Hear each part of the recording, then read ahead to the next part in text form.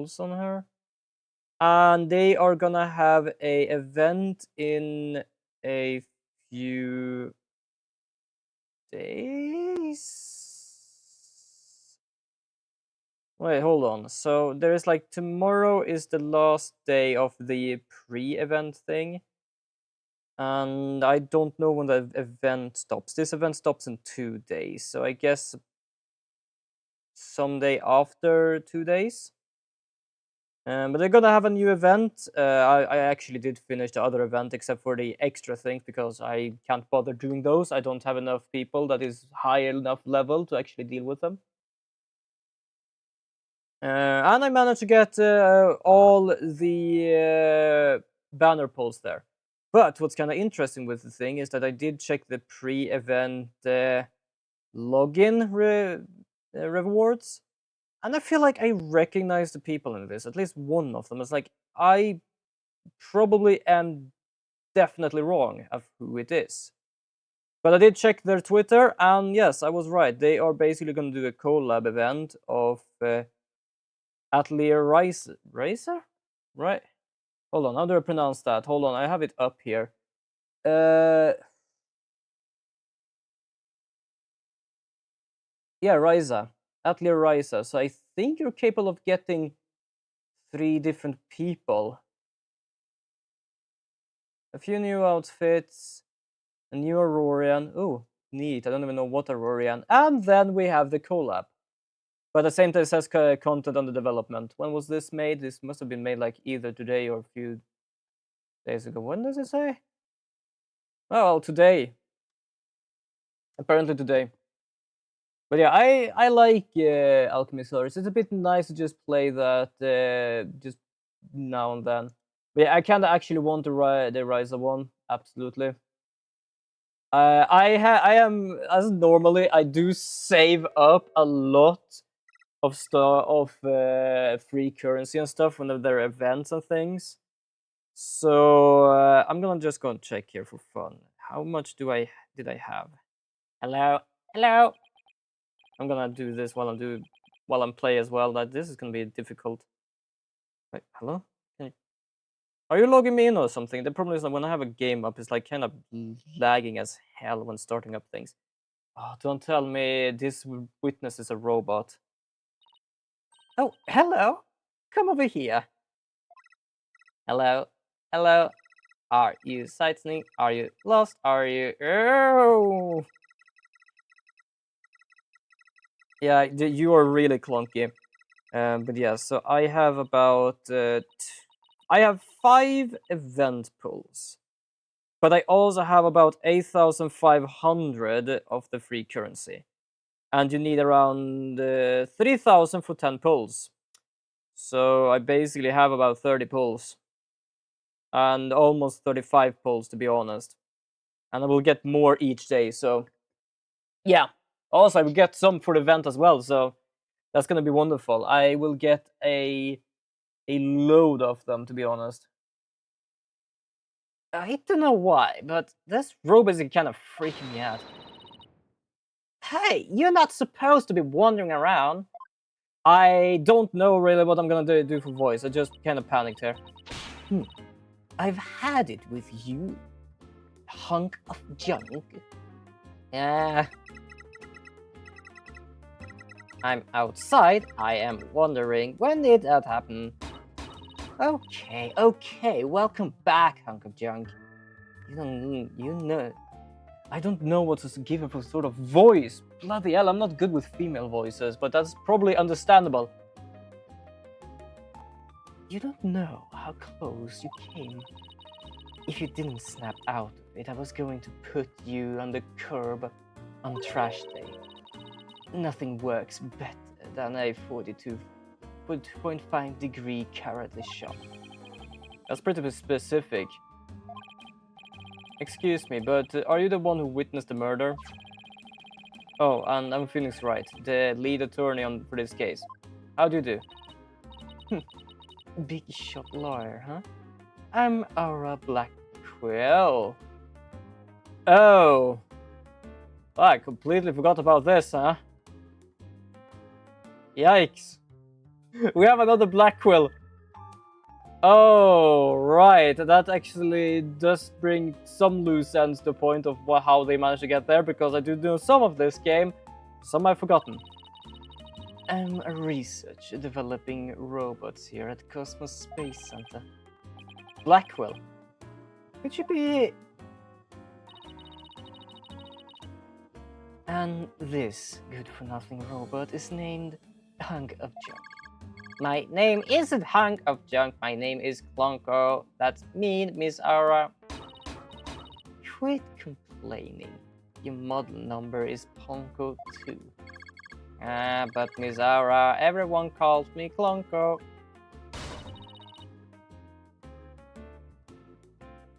Alright.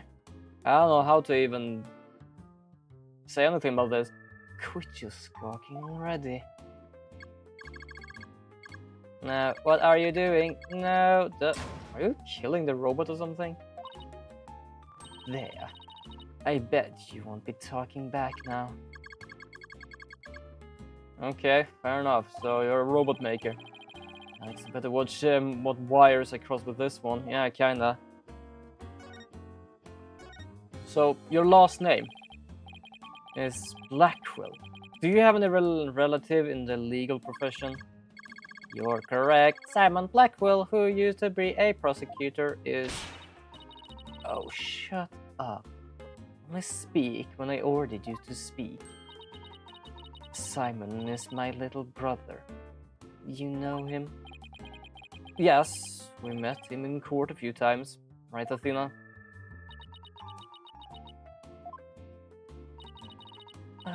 What a dull creature. Has the switch been turned off? Athena being shy, this is new. Oh, yeah, I heard he was prosecuting again. Despite being a prisoner. Why doesn't he just stick to solving disputes among inmates in prison, right?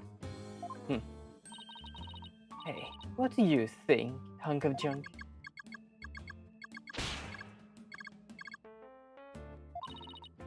I'm asking you a question. Why don't you answer me, you useless hunk of junk? But Miss Aura, you told me to only speak when you ordered me to speak. I told you not to talk back to me. You're worth more as scrap.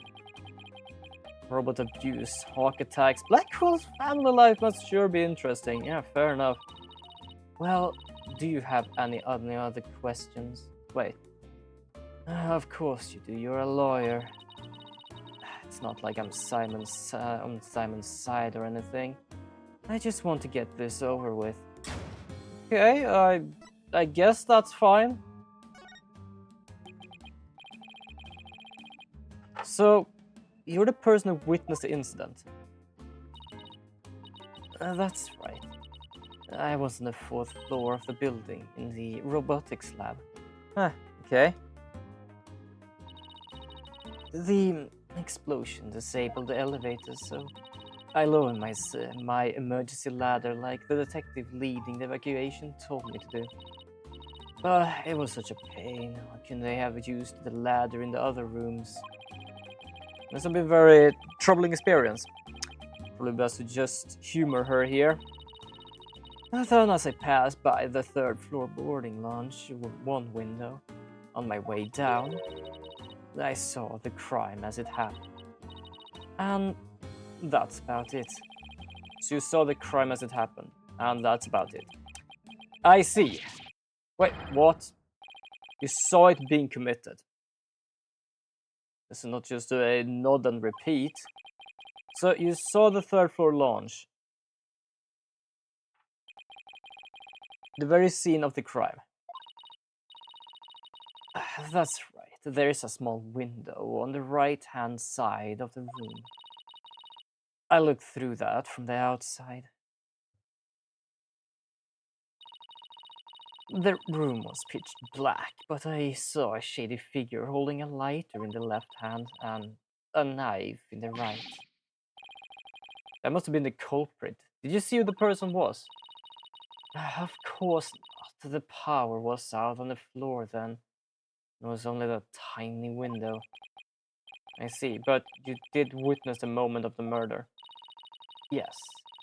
I saw the figure with the lighter raise their knife, and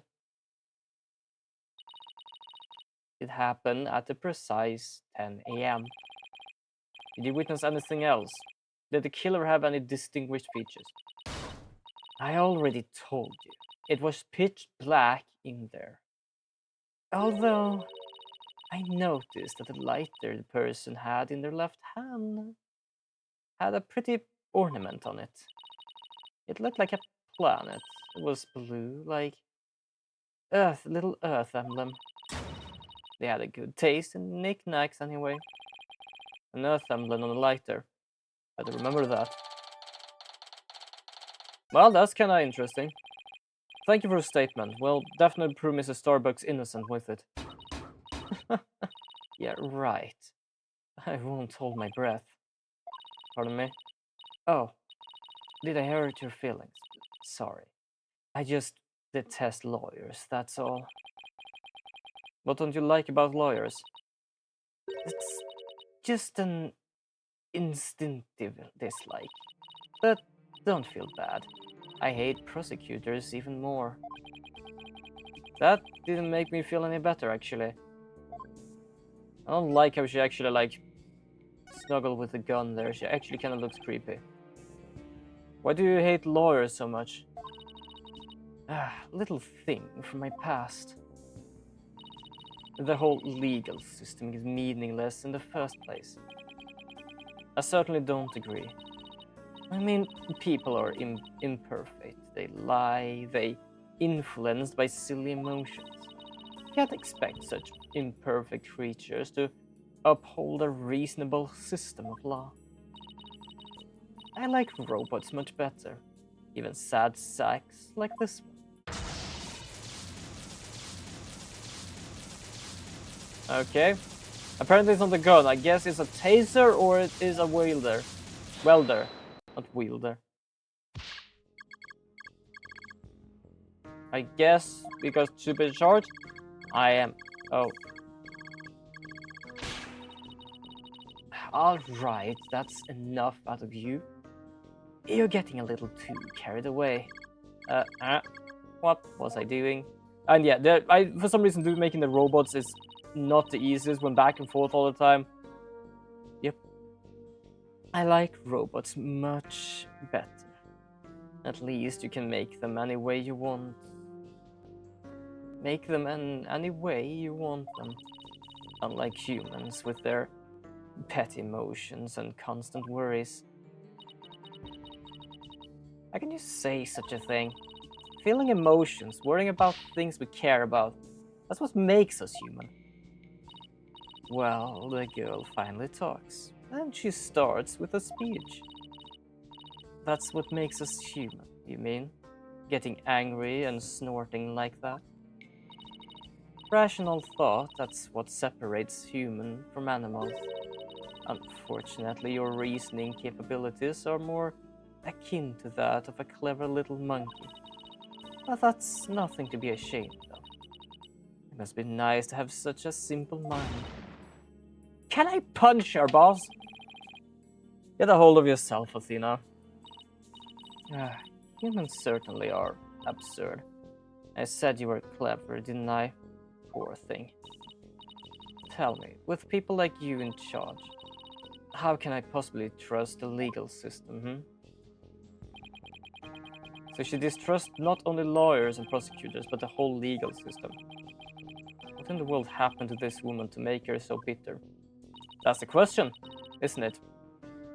Even if somebody important to me was killed, I would never wish to see their killer brought to trial. Because I'd rather much kill them myself. You can't be serious. That thing you're wearing around your neck. Oh, this! Around Athena's neck. Does she mean widget?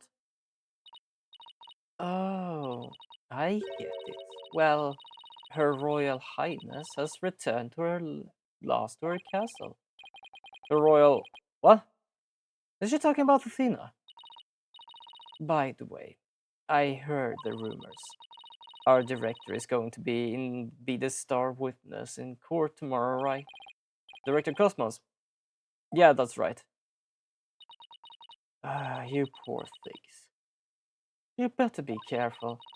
That old man is a big liar and a huge braggart. Well, he might seem like a bigwig, but this center has all kinds of problems. He has a lot of skeletons in his closet. But it's your problem, so why should I care? What? That's it? No friendly tips, no good luck, guys, just splendid. I'll leave you to your woes. Come on, hunk of junk. Okay, interesting.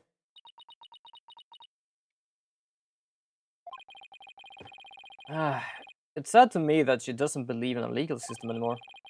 She must have had a very bad experience to make you feel that way. Are you alright, Athena? You seem very down. I can't just believe she said all those things. I'm actually really upset. Has she been trying not to let it show all this time? Well, I guess it's not all that surprising. You hear about fabricated evidence and false indictments on the news all the time. You mean that whole the dark age of the law nonsense? I'm sick of hearing about that. Well, all we can do is believe what we're doing. Yeah, you're right, boss. I agree. Well, I'm just gonna put on something. I have long hair and it's kind of actually annoying to be in my face. Plus, this thing is actually kind of cool on my head. Not like cool, not like looks cool. I'm talking about like being a bit, I don't know, cold. Maybe time to go back to see Mr. Starbuck. Good idea. We should tell him about the bullet and Miss Blackwell's statement. Alright then, next stop, the detention center. Well, I guess we were done here then. There, detention center.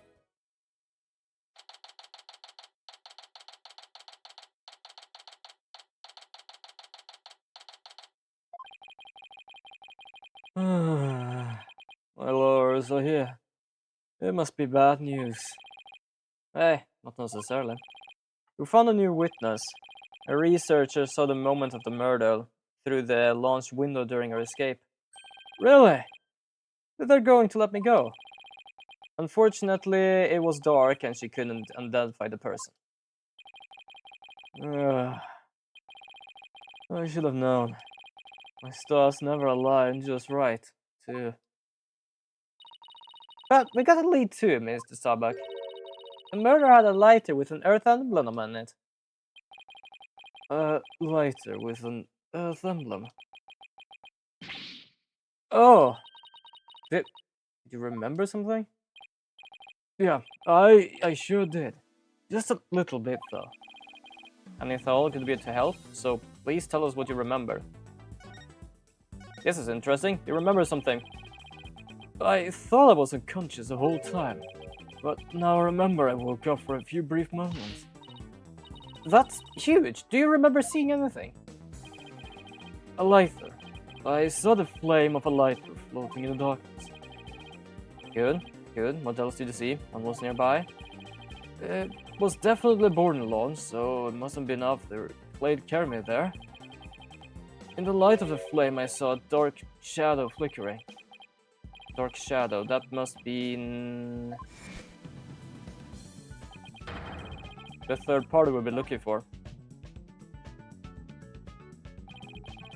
Thank you, Mr. Starbuck. You've been more help than you know.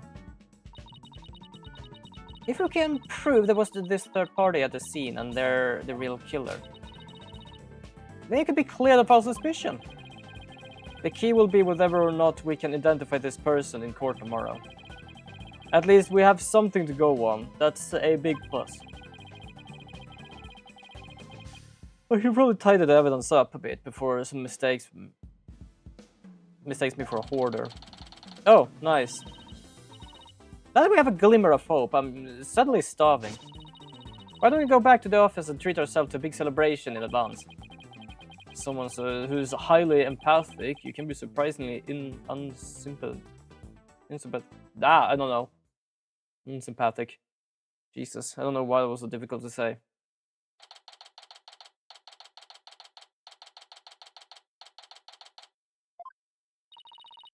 Oh, so you found your strategy for tomorrow's trial, huh? Good for you, Daddy. Okay, what did we lose? We still have the knife, we still have this. Okay, well, I don't really know what we actually fixed. Well, it's one step forward anyway. Hopefully it'll give us a fighting chance in court. As long as we can find out who this third person is. Now, let's get something to eat. I'm starving. My vote is for Eldon's noodles. Oh, Apollo. Hi, Apollo. What are you doing here? I don't think the clinic was ready to release you yet. My wounds are fine. I'm done laying around. Apollo, you're supposed to be in bed. Leave the case to us. We'll take it from here. Thanks, but that's not an option. Not for me. Apollo? Was this before or after you decided to leave? I feel this is before, but I might be wrong.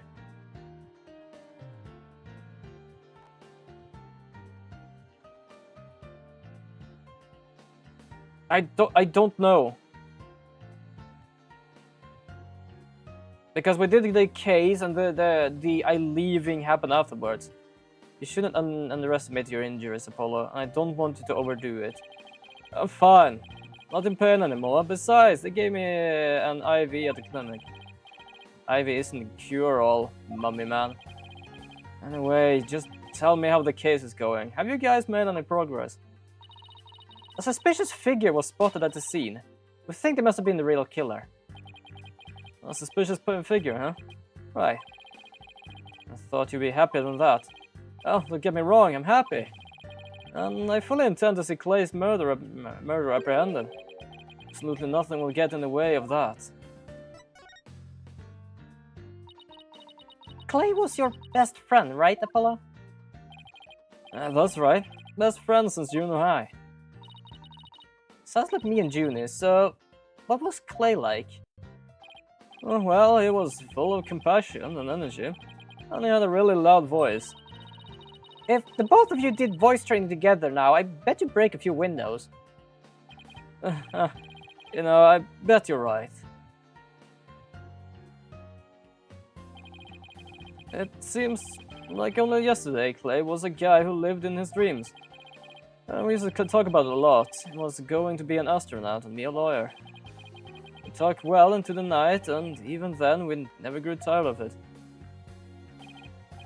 Apollo, about that jacket.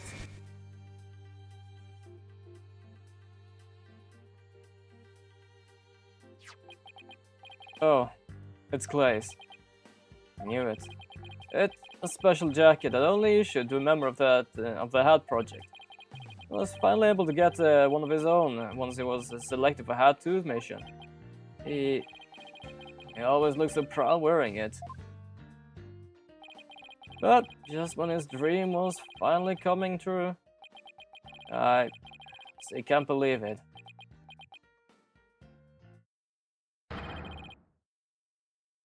Oh.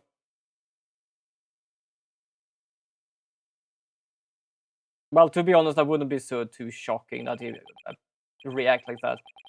Apollo, I hope you don't try to carry the burden all alone. I guess we're both unlucky. My own debut was a disaster. I guess you're right on some level. That trial a year and a half ago wasn't exactly the smoothest of starts. Oh, so this is like 1 year ago since the first game, I guess. That was a rough time for me, but Clay refused to let me quit. Fine, I'd say. Don't give up. It was right during his screening exams, too. Couldn't have become a full-fledged lawyer without him. That you're fine of his is why I'm still standing here today. You're fine, huh? You're fine, and I'm fine. We're like your catchphrases, huh? Something like that. It sure brings back memories. When we were in junior high, Clay's mom passed away in an incident. but he wouldn't show his sadness to anyone. One night, they found him crying all alone in the school courtyard.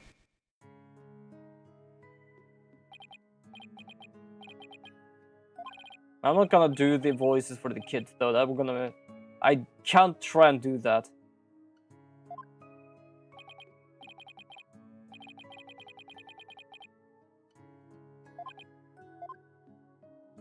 Yeah, technically you did, but something happened there. It's like I kind of would want them to know about it, and this is not so much of a spoiler if you have seen the playthrough of the first game when I play this, because we have actually seen both his and Trucy's mom, because they are actually siblings. I holler, I'm fine, then you know what? I start to feel like I'm really will be fine. Okay, Clay, now it's your turn. Okay. Veteran is fine. There you go. How about fine? We're fine. We're fine. What are you laughing about? See? We're fine. Laugh first. Fine. You're fine. We're both fine.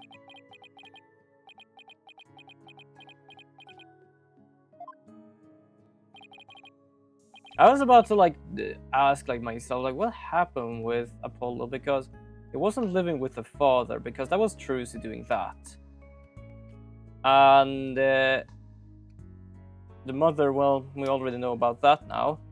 But I just realized you're actually gonna know about Apollo in the third game, what happened to him there. So that's something we're gonna check later. Also, I just realized the clown I was talking about, I believe in the beginning of this game, it's actually from the third game. I must have somehow mixed that up. The balloon clown is on the third game. When you say it out loud, it really starts to feel real. And as long as you don't give up, you can keep on fighting. That's what we believed. As long as you don't give up. Was there somebody else who said something similar? If I give in to my fear, I'll never find the truth. As long as I don't give up, I can keep up the fight. Clade called Mr. Starbuck his mentor and look up to him. I wonder if he can be a good role model for my staff like Mr. Starbuck. Sorry, Mr. Rye. I'll be taking a leave of absence.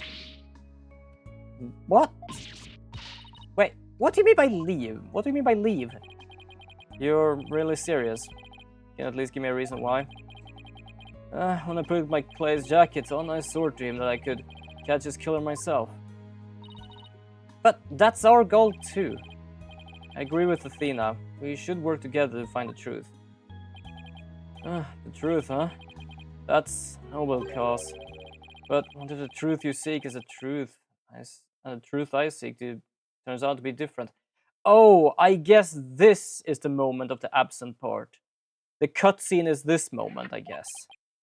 I'm not sure I follow. What are you saying, Apollo? I'm going to catch the person responsible for taking my friend's life in my own way. Take a good care, Mrs. Starbuck, for me. I must be going. Goodbye. Okay, so this is a cutscene. Fair enough. So now we know also why. Goodbye. Did he just say goodbye? I sense a lot of seething anger and hatred coming from him, and also suspicion. He's not walking out on us like this. I'm not gonna talk some sense to him. Hold on, Athena. Apollo can believe what he wants, but I believe he's wrong. If we take different paths, the truth we arrive at should be the same. I think the quicker we solve this case, the better it'll be for Apollo. Yeah, you're right, boss. Alright, that's enough for the one day. Make sure you're ready for tomorrow's trial, okay? Let's go!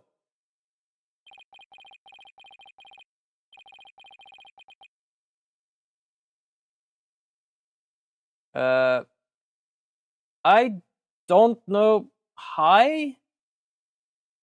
I don't know if I'm actually gonna allow that because I'm a bit uncertain what's going on. I'm gonna deny this for now. There you go. I'm a bit uncertain what that question even came from. But welcome, I guess. I think. I'm a bit uncertain. Sorry, but that's probably one of the first matches I've had like that came out of the blue. I'm fine. Everything is fine. I just hope things really do turn out fine tomorrow.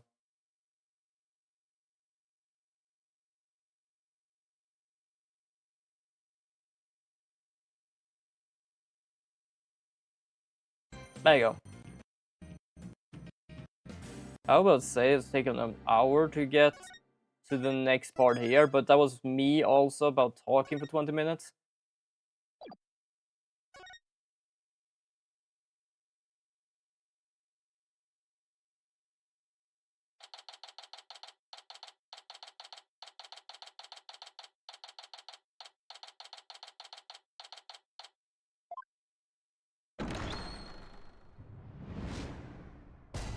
There we go. Court and 11 session. We are in courtroom time again. Yay! Yep.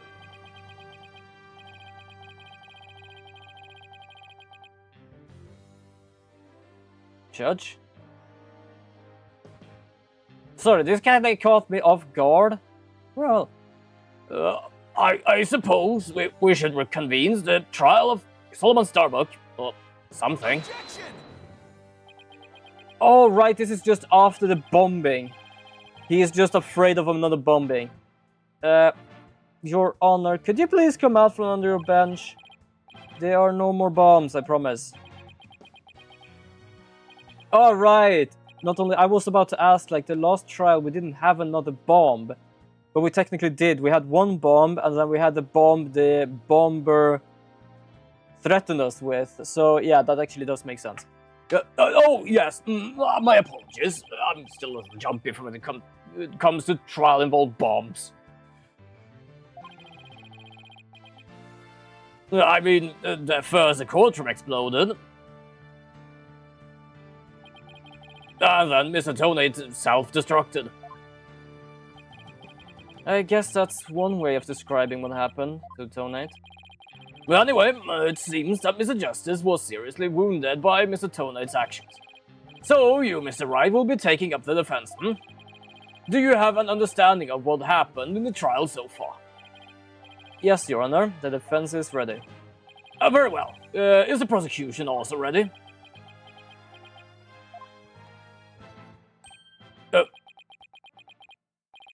I take it you'd like me to give the opening statement this time?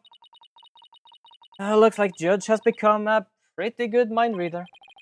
Well, he's certainly seen more than his fair share of colorful prosecutors. You could say he's something of a veteran of sorts. Well, let's see. In the previous part of this trial, we learned that the victim, Clay Terran, escaped from the launch pad carrying the defendant, Solomon Starbuck. There was an explosion in the second floor of the Space Center and the rocket itself. And the two astronauts used the Launch Pad 1 corridor to reach the boarding launch. I'm just gonna go and get some more drink. Whoop, that was my phone. Let's see here. How much do I have? How much do I have left in here? Yeah, I'm gonna have to refill my drink a bit, so I'm gonna be right back. So one moment, everybody. Just gonna mute myself a bit. You might just see my avatar, but that's just because I might just do some sound with the microphone on.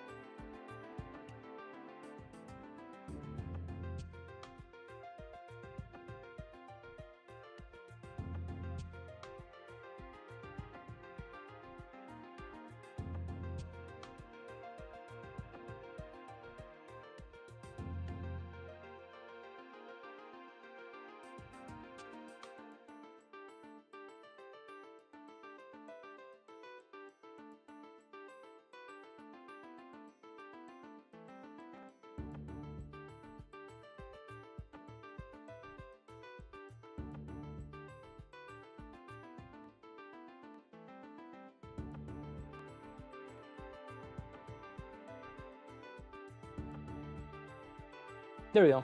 I'm back.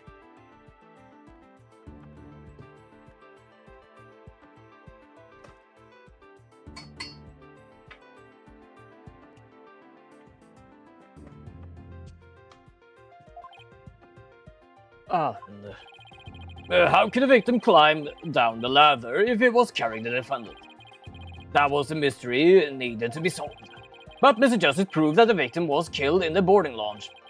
Prosecutor Blackwell, were you able to discover any new facts related to this point? Upon further investigation, we discovered an oxygen tank fragment in the lounge. Surprisingly, it would appear that Justice Donner's arguments were correct. So that means the testimonies of the first two people on the scene are suspect.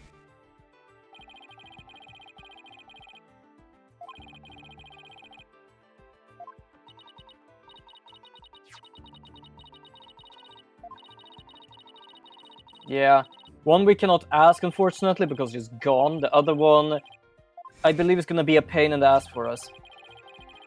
And just as our team was about to cross-examine Detective Arm, the courtroom bombing incident occurred, and the trial was put on hold. That accursed fellow. He killed my witness. He killed Detective Arm. He definitely put the kibosh on anyone asking her about what she saw. Exactly. In other words, the question of who killed the victim in the boarding lounge has once again become the main focus of this trial. It's obvious Prosecutor Blackwell still thinks it was Mr. Starbuck. Fulbright said that Blackwell has a thing against the astronaut. Nevertheless, the defense argues there was a third party in the launch, and that's who killed the victim. To make such reckless claims in a courtroom takes a bold man, or a stupid one. There was no third person in the boarding lounge. Or have you gone dotty already, old man? We'll see who's dottered after I trance you with my years' experience, little boy. In any case, Mrs. Starbuck claims he saw someone leaving the lounge. Furthermore, a Space Center employee also saw a suspicious figure at the scene. They saw a third person. Yes. I see my sister has been running her mouth. That's right, I almost forgot that Aura is Prosecutor Blackwell's sister. No matter. She didn't see this mysterious person's face clearly. Therefore, there is no evidence to indicate that this person was not the defendant. I guess the possibility that the figure was Mr. Starbuck is still there. In brief, we need to determine if a third person was there or not.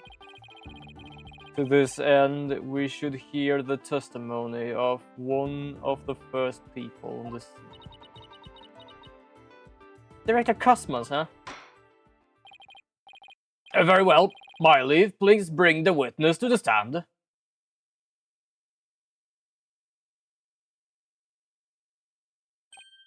Why, I believe I've seen you in the newspapers. Of course you have. Of course you have. I am Yuri Cosmos, director of the Cosmos Space Center, which was of course named after me, Yuri Cosmos. I think that was the voice I gave him. Don't you have anything you wish to ask me? Looks like he's all geared up and done some bragging. 7 years ago, I successfully launched the Hat One, and... Damn! This guy knows how to actually keep this guy quiet. Everyone already knows how brilliant you are. Even I truly hold back my tears at seeing such a great man standing before me. So, could you please proceed directly to your important testimony?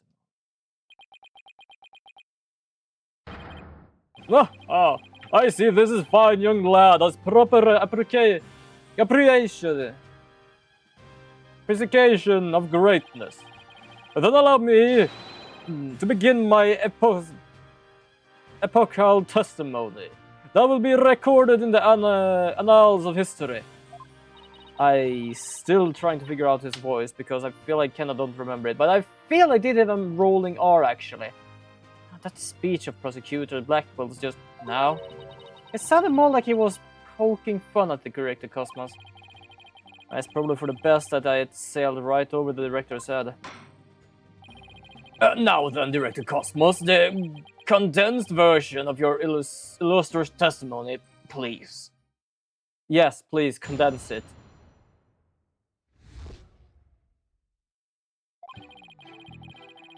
Detective Arm and I rushed towards the boarding lounge together. We went via the control room and peeked in from there to see what was going on inside. We saw a figure standing in the middle of the lounge and Terran laying on the floor. I hate to say it, but I can only imagine the standing figure must have been Starbuck. I see, so in your testimony claim, you arrived on the scene after the two had escaped from the launching pad onto launch, and just after the victim has been killed. Oh, the horror, the humanity, but what I said is what I saw, and what I saw was I said. Courageous action to take in face of such terrifying explosions, wouldn't you say? To save my men, I went personally into the epicenter of danger, risking my own life for theirs. Well, what? It sounds like the director really cares about this man. Yeah, although it sounds more like he was scared and just had to peek from far away. Yeah, also he said a person. Not who, just a person. Is the defense ready to cross-examine the witness? Yes, Your Honor. Director Cosmos' testimony is pretty vague. I'm going to have to press him and draw out more information. Definitely.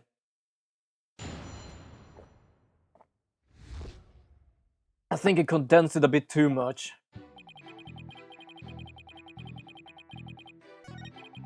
Whoops, I pressed the wrong button. Hold on.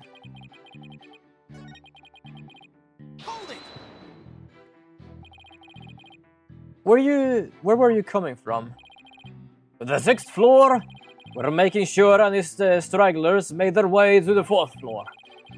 It was when I heard about Starbuck and Terran and hurried to the 3rd floor lounge. On my galactic scooter here, of course. Why do you keep calling it galactic? Does it have something to do with space? Of course! It is specially designed to be used on a galactic battleship. I see. Then I take it works in 0G2? Sadly no, with the current state of technology as it is. I'm afraid I can just float about the galactic useless. Well, that's a galactic bummer. This guy, how much Star Trek do you watch? Or Star Wars or anything actually with a goddamn battleship? I see. So you rush to the boarding lounge on your space-age pogo stick. Space-age pogo stick. That's brilliant. That's a brilliant name for it. When you got to the scene, what did you see? And I went with the controller and peeked in from there. What I was go. Hold it! Yeah, you just peeked inside. Let's see. According to this diagram, you didn't have to go through the control room to get to the boarding launch 1. It looks like you could have gone there from the southern corridor as well. Oh yes, but in her haste, Detective Arm rushed ahead of me towards the control room. All I could do was merely follow her behind her. I see. So we picked into the boarding launch from the control room and door Jesus, all the rolling of R's kinda is difficult, but I think I'm gonna give him this, because I think I gave it to him last time. Yeah, whoops. Yeah, a figure. So, you couldn't see who that figure was clearly, or what they were doing. Sadly, the only thing I could tell was that it was a person, standing motionless. The defendant, no doubt, staring aghast at his deed. What other explanation is there? I'm so close, but without evidence, I can't prove that the person is the third party. I don't relish in this. I hate to say it, but I can only imagine the standing figure must have been Starbuck. Aura Blackwell also saw a suspicious figure in the launch, but she gave the statement that it was too dark to see the person's face clearly. Did you see this figure's face clearly? No, not clearly. The lighter they were holding illuminated the area around their feet at the time. But other than that, I couldn't see little else. That's why I could see Terran, but I couldn't see who the other person was. So, for all you know, it might not have been Mrs. Starbuck. Isn't that correct? I would like to believe that. Starbuck isn't the type of man who's capable of murder. Objection! When the witness entered the boarding lodge, there was no third party there. Isn't that correct, Great Space Center Director? Yes, that's right. Only Starbuck and Terran were there by the time. After we peeked in, the launch suddenly went dark and the figure vanished. You mean they disappeared? That's odd. The reason the figure appeared to vanish is because it was the defendant. When the witness weren't looking, he fell to the floor and feigned unconscious. That is a fucking bold statement. The person we saw just vanished. It didn't vanish, just fell to the floor. Like, mate, seriously. Hold it. Hold on. Director Cosmo, did you ever take your eyes off the scene? Just for a brief instant, about as long as if it takes a shooting star to go by. If you took your eyes off the scene, then this third person could have escaped during the time. But what escape route would this person have used? The director opposite. Hold on, I'm just gonna have to take a drink more because for some reason my throat is like just getting dry from doing the voices now.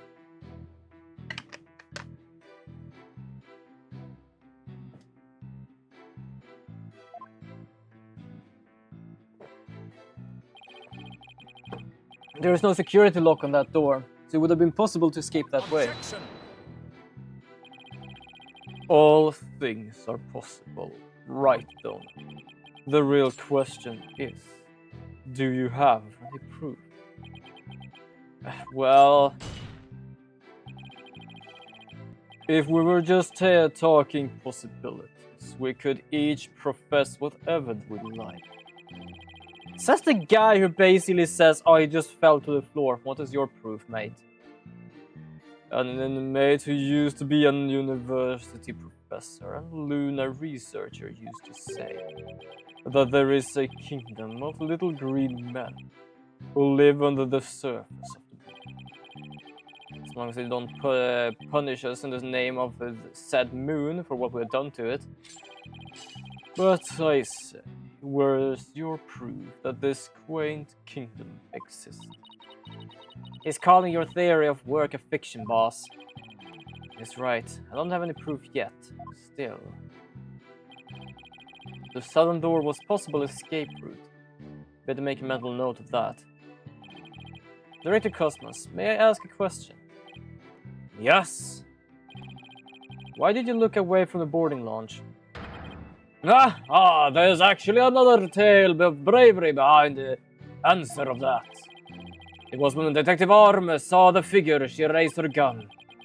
Being a great humanitarian and protector of mankind, I tried to stop her. What? Saying Detective Arm raised her gun as soon as she saw the figure. Why do I feel like you're working with this said figure?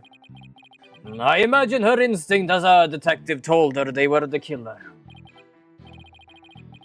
I don't know about that. And were you able to prevent Detective Arm from firing her gun? I'm afraid I was too late. I was unable to stop her. She identified herself clearly, and then she fired 2 warning shots at the shadowy figure. This information about Detective Arm's actions sounds critically important. Please add it to your testimony.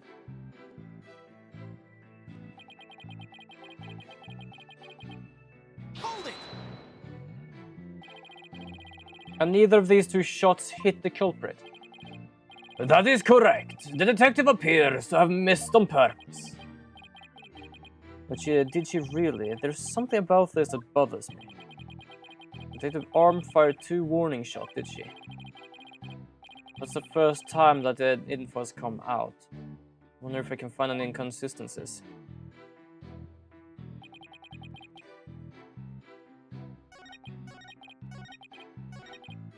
Yeah, so I guess the bullet hole.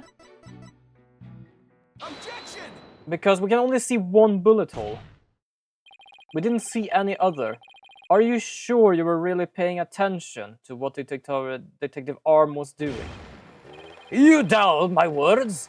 Words that will someday be written down in history books. Somehow I think that those exact words will ever be written down in any history books. Mr. Wright, could you please explain yourself to so we all can understand? So, Detective Arm fired 2 warning shots, and yet only 1 bullet hole was ever found at the scene. What? Only 1 bullet hole means the gun was fired only once. And yet, Director Cosmos is saying Detective Arm fired 2 shots. No editor would allow such a glaring contradiction into a history book. Unfortunately for you, the witness words are true. We confirm that 2 shots were fired from Detective Arm's gun. But there was only 1 bullet hole at the scene. Where did the other bullet vanish to? Oh.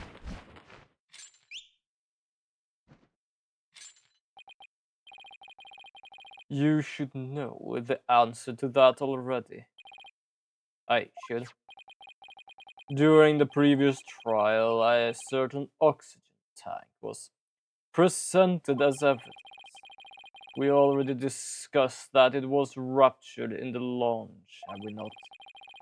Well, it appears that the thing that ruptured it was a bullet. A bullet that was found near the tank, to be precise. This bullet was fired from a .38 caliber gun. The same caliber as the detective's gun.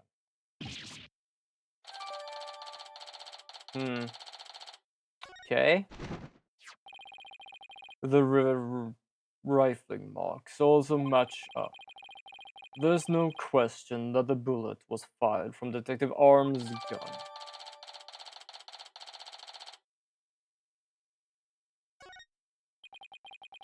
Rifling marks. They're like the gun's fingerprints on a bullet, correct? But examining the rifling marks on the bullet can tell us the gun it was fired from. One of the bullets Detective fired found its way into the holographic image display. The other bullet came to stop near the victim's oxygen tank. The evidence confirms director's statement that the detective fired 2 shots. Yeah, but warning shots, that was way too close. So, that bullet hole was from a .38 caliber, huh? I'd better update the record. True, because we do have another bullet that's like half the size of that. or even a fourth, or a third at least. Oh, very good. Now we know the fate of both of the shots Detective Arm fired. Mr. Wright, does that clear up all your questions? Detective Arm fired 2 warning shots. One hit the holographic display, and the other hit the oxygen tank. Does that really clear up everything about what happened on scene? Not really. We still have a third bullet. No, Your Honor, it doesn't. Detective Arm fired 2 warning shots from a .38 caliber gun. But that doesn't explain the experience of a certain piece of evidence found at the scene. A piece that points to the existence of a third person. Oh. Very well, but it won't do to keep us waiting, Mr. Wright. What piece of evidence suggests the possibility of a third person at the scene? Take that! The 10 caliber. Why is it a third? Because 38, so yeah. Well, almost a fourth. What is this metal pellet supposed to be? Just a little something of great importance we found at the scene of the crime, Your Honor. You found it where? In a floor gutter at the crime scene. It looks like the police and prosecutors both missed it. Furthermore, this is a 10 caliber bullet, making it much smaller than one of the Detective Arm's 38 calibers. Then that means... Exactly. One more person must have been there in the launch. A third person who had a gun that could fire a 10 caliber bullet.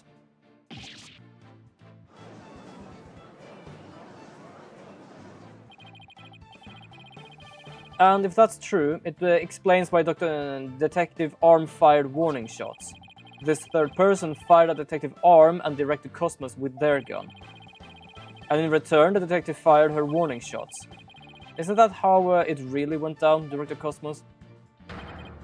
It looks like you're deduced my miraculous tale of survival. Yes, you're absolutely correct. The mystery person fired upon us. What is this now?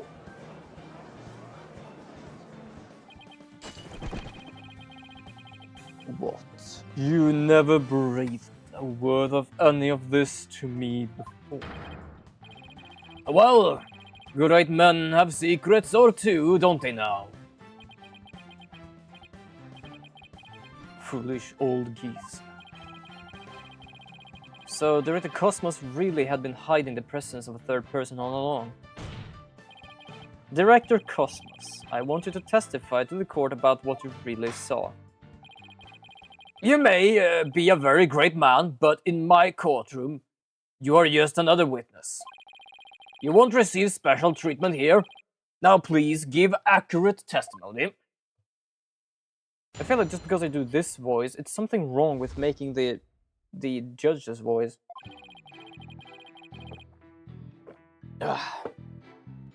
Detective Arm and I rushed to the control room together. In the launch, we saw a figure standing in the middle of the room and the Terran on the floor. We were still in the control room to the east when the figure fired at us. No, you weren't. You weren't.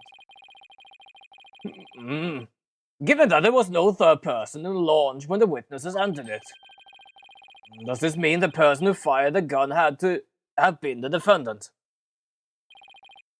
Not necessarily. It's still possible that it was someone else. Most likely, as soon as Detective Arm and Director Cosmos discovered this person, they escaped through the southern door that the one didn't have any security lock.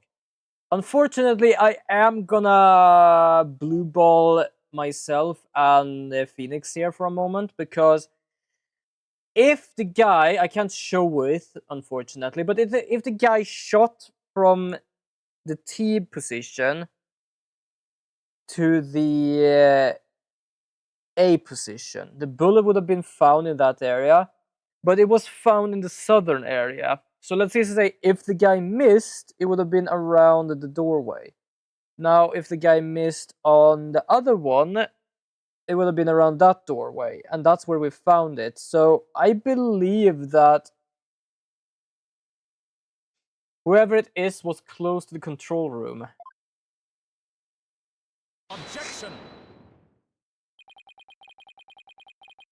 Double-edged swords are tricky lots. Mishandle one, and it's you who is cut down. Huh? Your reasoning applies, Spaceboy here. We're the killer as well. Think about it. After being discovered, it could have fired the 10 caliber gun. Detective Arm would have in response fired 2 warning shots. All we had to do was feign unconsciousness to invent the possibility of a third person. Objection! But Mr. Starbuck didn't have a gun in his possession when he was found by the police. Nor has a gun been found at the crime scene. Its absence can only be explained if there was a third party who took it with them. Objection!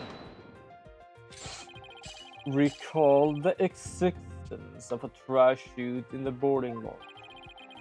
The defendant could have simply thrown the gun down the chute. Objection! But you can't deny the possibility of a third person leaving with the Objection! weapon.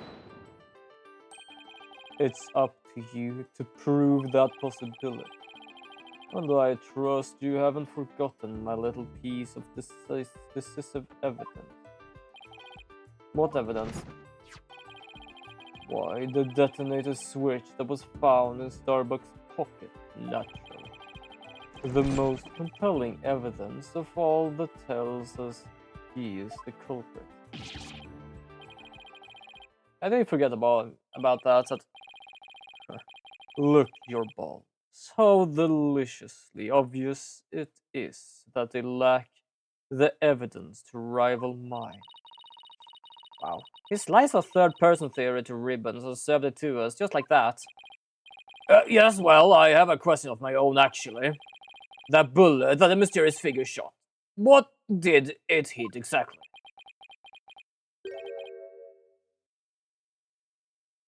It hit me. So, does that mean you're a ghost? I was wondering when you would realize it, you bombs. Director Cosmos is an authentic bona fide ghost. He can even pass through walls. He really had to do that just because? Prosecutor Blackwell, shame on you for teasing the nice old gentleman. Your boldness, it was just a jest. Please show yourself again. Are you sure, in that case? How did you manage to survive being shot, Director Cosmos? Ah, I'm glad you asked.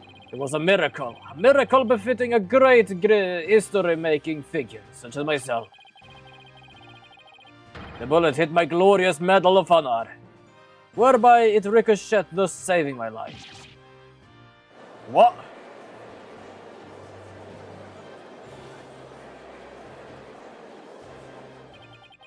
That's unbelievable. I have to check this out. Oh, wow. Look at that. There's one extra Gaiac star. Yeah, there is, actually. The odds are literally astronomical. Guess it really was a miracle. It begins to really feel like the Cosmos is watching out for Director Cosmos, huh? But why did you conceal this information, Director Cosmos? A great man such as myself has to hide things on occasion, no matter how much it hurts. It is the plight of the truly great. It may be hard for this generation to understand. I don't know, but it sounds fishy to me. What else is he hiding? Let's just cross-examine him and see what we can find out. Now then, Mr. Wright, your cross-examination, please.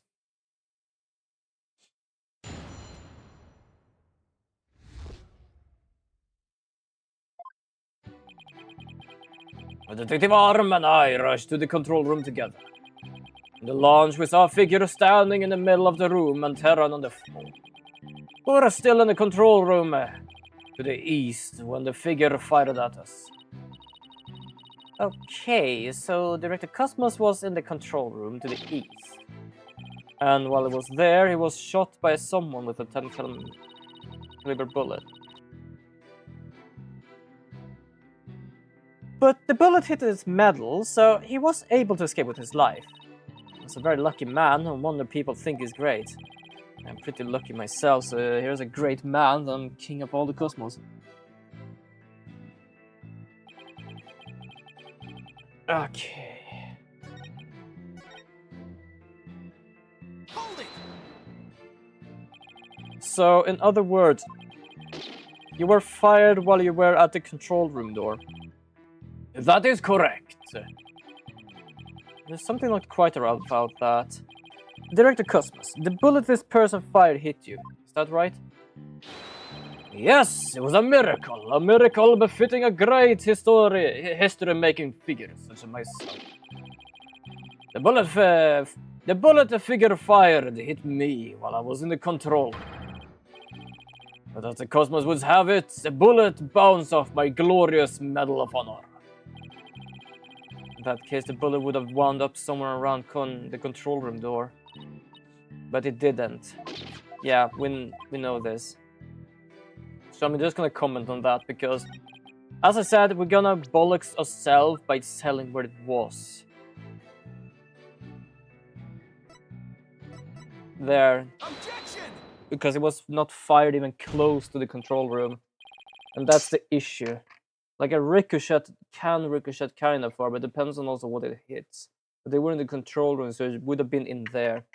Director Cosmos, I believe you're telling us a great court a glorious lie. A great man like me tell a lie. Have you ever heard of such a thing in all of history? My accusation is based on the position of the people who were in the launch. According to your testimony, you and Detective Arm were near the control room door, and the Mr. Figure was standing in the middle of the boarding launch. If, as you say, the figure fired a gun at you from this position, then the bullet would have traveled in this direction. However, we found the 10 caliber bullet here. Oh! This trajectory and where the bullet was actually found contradict each other. Director Cosmos, where were you really at when you were being shot at?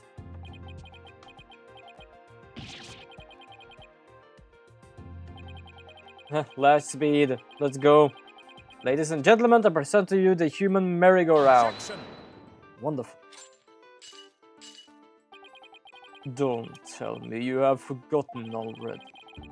Didn't the witness himself just tell you the bullet hit his medal? Of this, there is no mistake. But in that case, the bullet would have been found near the east side of the room. Are you trying to say that you can explain this inconsistency? Of course. I didn't think so. What? Oh, great, Director Cosmos. Yes? Is there something you'd like me to expand upon? You were in the fact not in the control room to the east, were you? You were looking into the launch from the door to the south. Is that not right? I guess so. What are you getting at? Use your own brain. Your head must have used some other than housing that bird nest. Bird nest? Why does everyone pick on my hair? Director Cosmos and the detective witnessed the scene from the southern door. The killer fired at them, and that is why the bullet was found in the south. That makes some sense, actually. Also, the witness being at the southern door is rather favorable for the prosecution. I've got a bad feeling about this. How about it, Director? If you don't tell me the truth this time. Yikes! His handcuffs! You will become but rust upon my soul. I relish the chance to cut down a great man. All right, I'll tell you the truth. Just put away your sword away. You are correct. I, the great Yuri Cosmos, was looking into the room from the southern door. That's the complete opposite of all the testimony has given so far. And now, you have lost your possibility that a third person is in the room. I have? How? The director and the detective were near the southern door.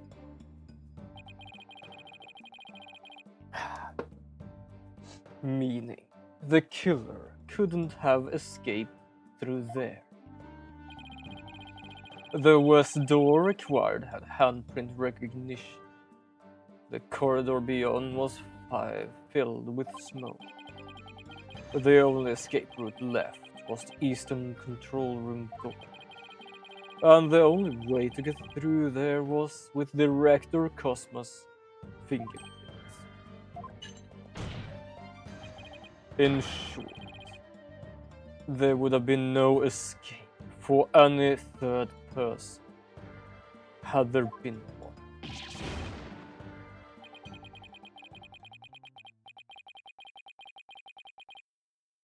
Maybe third person just disappeared like one in one of Truce's magic tricks. Fair enough, actually.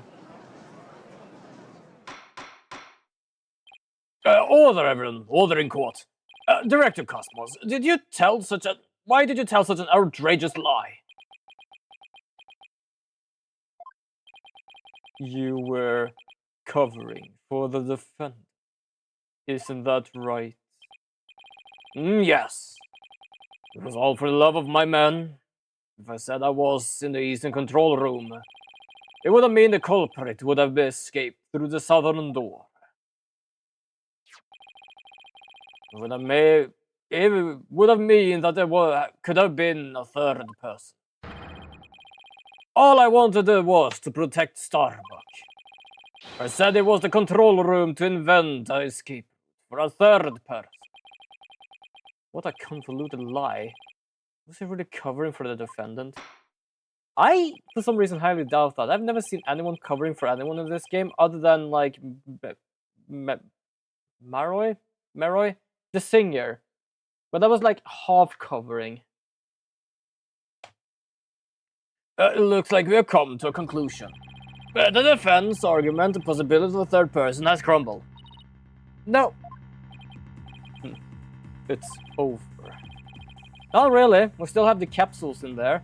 Because basically the only thing the prosecutor have said is, oh, he's still in the room because he just have fainted. Not like, oh, the third person disappeared. No, it's in the things. Yikes, the judge is about to hand down his verdict. Think, Phoenix, think. This is the perfect time to try and turn my thinking around. If a third person has no way of escaping the scene, then what if one of the people at the scene was this third person? Wait, what if the whole premise is all wrong? Director Cosmos said that he and Detective Arm rushed to the scene together. But what if that premise isn't true? What if one of them reached the scene before the other? And if that person entered the launch, they could have been the third person.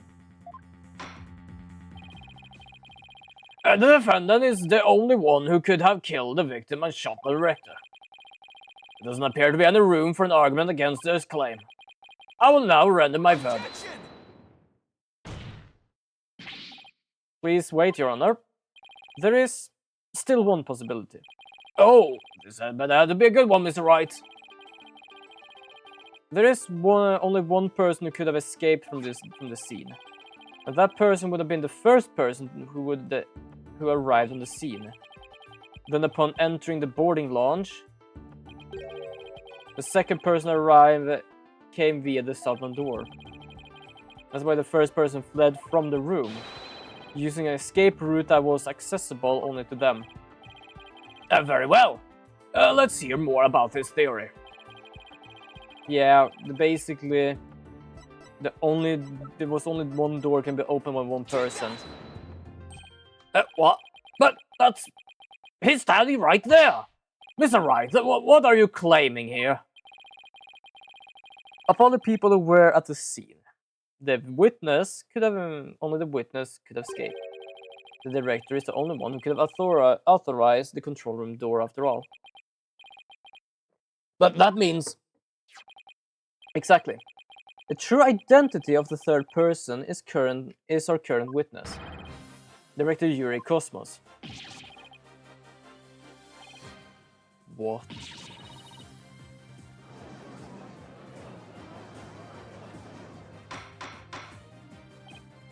Order, everyone, order, I say. Mr. Wright, you will explain yourself in more detail, please. So the Director Cosmos arrived at the scene before Detective Arm and entered the boarding launch alone. Detective Arm arrived after that and saw a suspicious figure who was actually Director Cosmos standing in the launch. And that's why she fired those 2 warning shots. I've been hit. I've been hit by the starboard side. Oh, Captain Wright. It's a direct hit on the enemy ship, sir. Magnificent shot. Warning shot fired from the enemy ship. Prepare to intercept. Cosmos, you have told a lie in this court once again. I've been hit on the port side. The enemy has called in reinforcements.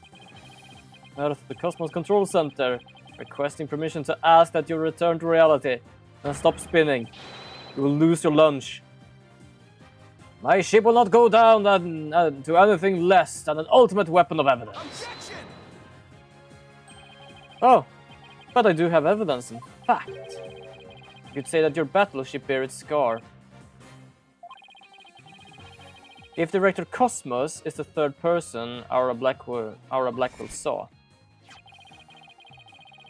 The third person fired Detective Arm and Director Cosmos with their gun. And in return, the detective fired her warning shots. Is that how it really went down, Director Cosmos?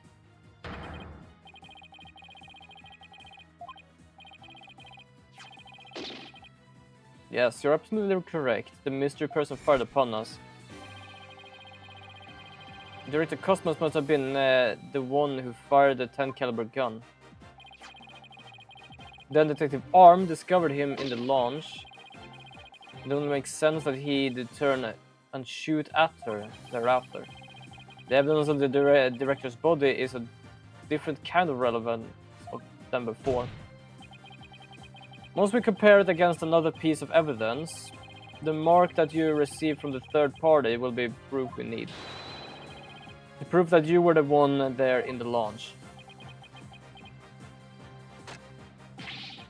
Brace for further impact. Comparison against this piece of evidence will prove that you were the one in the launch.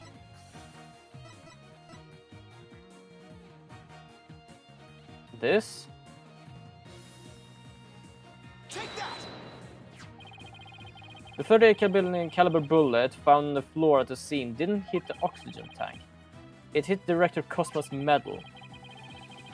If we have that ricochet mark on the medal analyzed, I'm sure the caliber will match up. And if that mark proves to be from a 38 caliber bullet, it will prove that you were the third person we're looking for.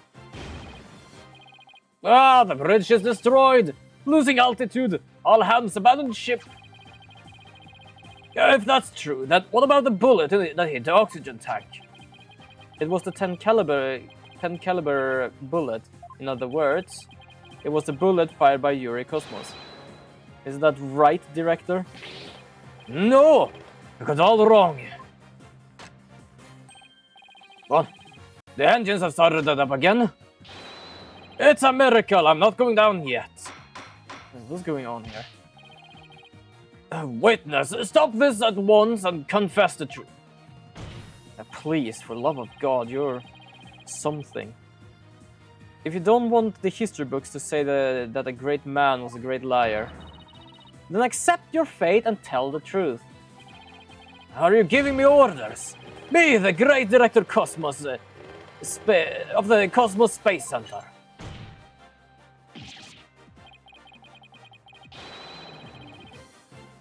But the cosmos revolves around me! Oh, it's still spinning.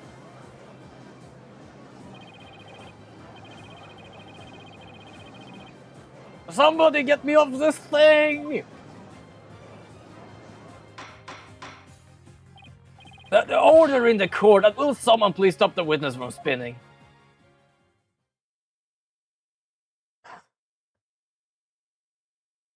Jesus. How long has it been spinning? Ugh. Oh, thank goodness, we were able to stop him from spinning off the face of the earth. While he was twirling, I took the liberty of running an analysis on the mark of the metal. It was made by a 38 caliber bullet, matching it with the size of Detective Arm's firearm. Are you ready to confess the truth, witness? No, you got it all wrong. This is just a misunderstanding. Is he going to start piling on more lies? Looks like it. But no matter how many lies he tells, I'll just expose them one by one. I'll make that big liar tell the truth. Well, we at least managed to get somewhere, and that is basically putting him inside there, which does actually make sense. He could have been in there. I didn't think that far, but that does make sense. Because he was the only one who said we were there at the same time. When we were going to ask Arm about it, she just got kapoofed. Or technically smacked by a rock.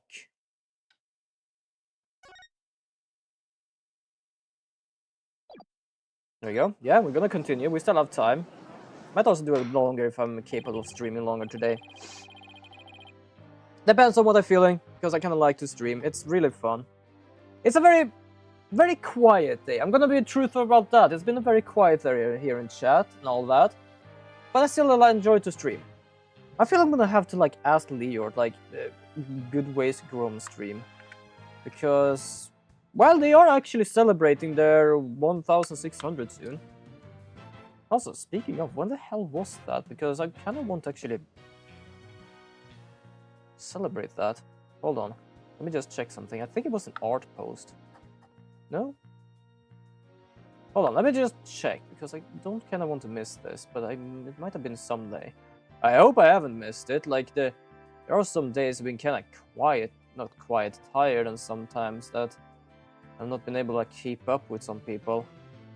I don't know, they're doing that. Oh, there we go. Announcements. Nice. Oh. Shorts. Wait, is this a short on? Oh, it's a YouTube short. Oh, speaking of, I can follow you, Leord, then. I'm gonna do that. But I am not seeing anything about the thing that I thought. Oh, there we go. Consider this tweet an official announcement. Soon TM, fair enough. I love that. I was basically when is this gonna happen? I read the announcement and it says soon TM. Fair enough. Absolutely fair enough. Director Cosmos, a new possibility has presented itself to us. They are claiming that you were this third person. Forgive me. I'm so sorry. The great pioneer of space development is revealed to be just another fabulous colonel. I only have one question for the likes of you. Shall I send you quick or very? Stop spinning! The evidence doesn't lie, Director Cosmos. So don't try to talk your way out of this. Fine, I'll tell the truth. It's all just as you say, Mr. Wright. It's true that I was the one in the boarding lounge. I got there before Detective Arm, and when she arrived, she fired a warning shot at me. I was afraid people would mistake me for the killer, so I escaped the control room. And then I went past the elevator and all the way around the boarding lounge, won again. I came up behind Detective Arm and pretended to be the second at the scene. What a troublesome old man you are, with such convoluted deeds and thoughts. I see. So then, are you still insisting that you did not kill the victim? Of course I am. When I arrived at the launch alone, I saw the true killer. Great Yuri Cosmos was history-making witness. Now, hold on just a moment. We just proved a few minutes ago that the third person that Mr. Starbuck and Miss Aura Blackwell saw was you. No, it wasn't me. I saw the person as well. If I were the killer, why would I lie to cover for Mr. Starbuck? I would just leave him to take the fall. That is an excellent point.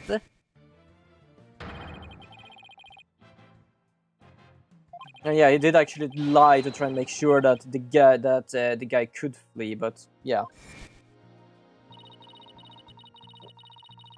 Well, it makes sense if he hold those lies to cover for Mrs. Starbuck.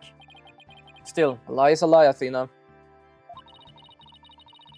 So, Director Cosmos claims he's not the culprit, but where's the proof? I just remembered that I have an alibi. Miss Blackwell said that she saw the killer at 10 a.m., correct? Yes, and... well, I was on the 4th floor helping with evacuation effort. As any member of the staff you'd like to corroborate me. The director is not fibbing to the court. For what? I confirm that he has an alibi for the time specific. So, you're claiming that Miss Blackwell saw the killer and committed crime first at 10 a.m. And that you're right at the launch after that. Yes, I believe the person I saw is the same person that Mr. Blackwell saw. Although it was a pitch black. So it was more of a shadowy figure and less of a person.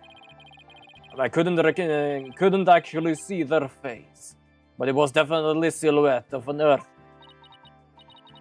As long as he has an alibi, he can very well claim Director Cosmos was the killer.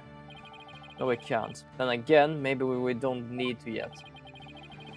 I wonder if it was really covering for Mr. Starbuck. Your defense moved to have a director testify about the person he saw. Very well. Director Cosmos, your testimony, please. And don't lie this time, for the love of God.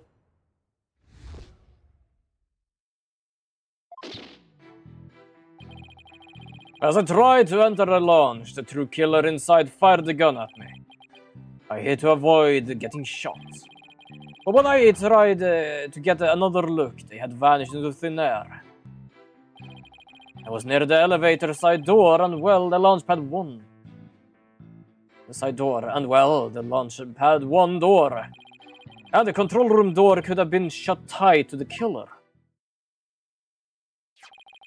So you were shot by the killer as well, and they disappeared.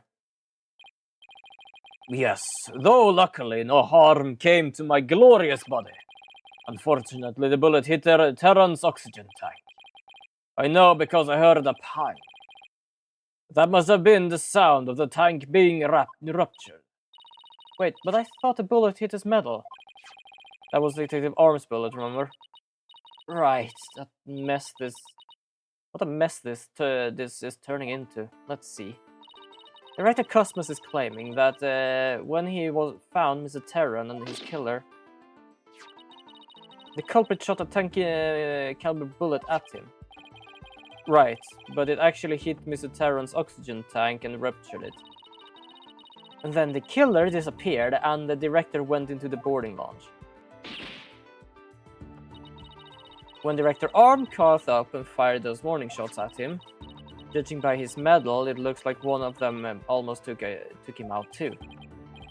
Good summary, but that doesn't explain where Mr. Killer went. Director Cosmos, I was wondering if you could elaborate on when the figure disappeared. I'm ashamed to admit I tried to hide myself when I was shot at, but when I peeped back into the launch, the real killer was gone. I rushed into the launch straight away to investigate, but what I found was Terran with a knife in his chest and Starbuck out cold on the floor. So, we have a culprit who vanished from the scene that had no escape route. Vanished without a trace. It's truly like one of the great mysteries of the silence. A riddle of the ages indeed. But I'd rather know how a fibbling leech such as you can be lauded as great. A great man is always misunderstood in his own time, but he must remain true to himself even if those around him doesn't understand. Wow, that might be the first true statement he ever said all day.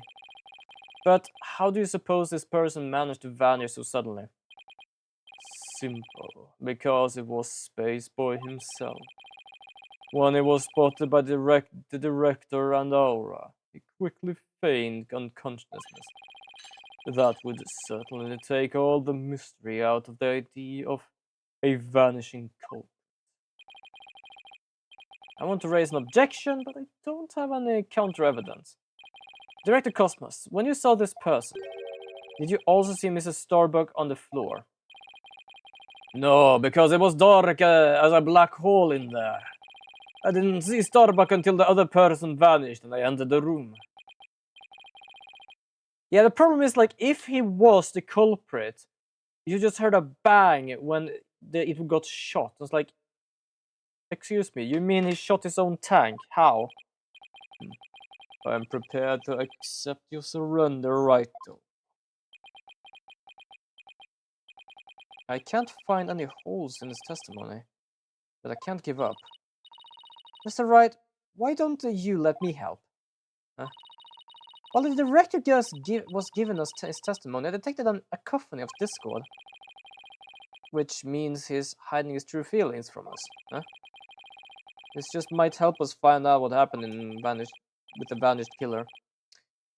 That'd be great, Athena. Let's see what you can do with him. You got it, boss. I wouldn't want to miss this chance to dwell into a great mind. Yuri Cosmos, prepare to hand over the secrets of your heart to me. Loading a bit.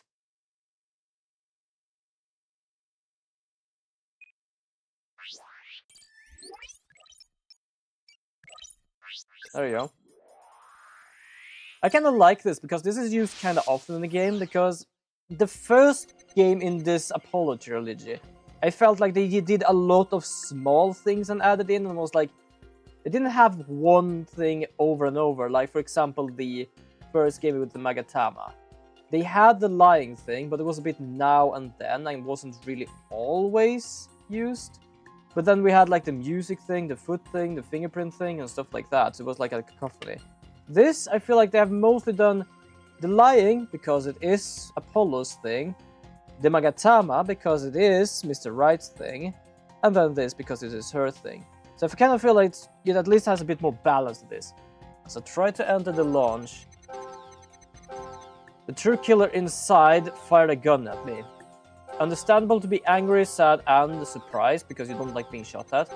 I hid to avoid getting shot. But when I tried to get another look, they have vanished into the thin air. I was near the elevator side door, and well, the launch pad door won. Hold on. Why are you sad about that? Correct me if I'm wrong, but you seem to be afraid of the launchpad door. The great Yuri Cosmos, afraid? And what basis do you have for that outlandish accusation? Whether there are any basis or not, you seem quite distressed by it. I'm most certainly not. Certainly not. I sometimes forget to roll my R's. My R's. Director Cosmos, there's something about the launchpad door you're not telling us, is there? Yup, he's spinning again. Stop him. Wow, speechless. It looks like you hit the nail on the head, boss. Ugh. Oh, it's working, boss. One more punch and it'll be a knockout. I'm gonna just fix the... I have a seat on my chair, which is a pillow I got for my first job. I didn't get it, I bought it. And basically was working at HM and they had like little sale thing going on. Wasn't really any easy to hit. I think I found a mug, a porcelain, I don't know, cup or thing. And this little cushion, because everything else was basically women's clothing. I was like, I don't need that. Seems to be one more emotions as an odd with this testimony. Go for it. Okay, back in the matrix this. Time to pinpoint our way to the truth. Okay, so yeah. So these are fine.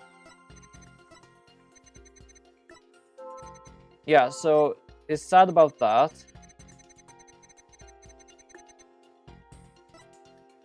Interesting. They don't talk about mixed feelings. I must be trying to account for a number of contradictions. Mr. Wright, maybe this time we shouldn't just look for contradictory emotion. We shall also look for emotion that should be there but aren't. I guess it should be a surprise. This mind is convoluted place too. He must have felt very shaken and distressed at the time. Let's focus on the fluctuation in his emotions and see what we can uncover. Okay, it's a bit odd. So these seems to be fine, because as long as he's doing the gunshot things, it's just like that. Okay, at the same time, he's not shocked by it. He's not shocked that the person actually disappeared. He must have thought it was very strange that the killer vanished into the thin air. I did. That kind of thing just doesn't happen usually. And yet at the time you barely registered any shock at occurrence. What? What are you... I can only think of one person as your reason as to why you weren't surprised by Killer's vanishing act. You must have had a good idea of where they went. Isn't that right? What? No, of course not. That's preposterous. Only I can enter the control room. And the area beyond the launch pad door was filled with smoke, making it impossible. And as for the southern door, I was standing right there. So there was nowhere for the killer to run to. Maybe or maybe not. You went into the room to check on Mr. Starbuck and Mr. Terran, yes?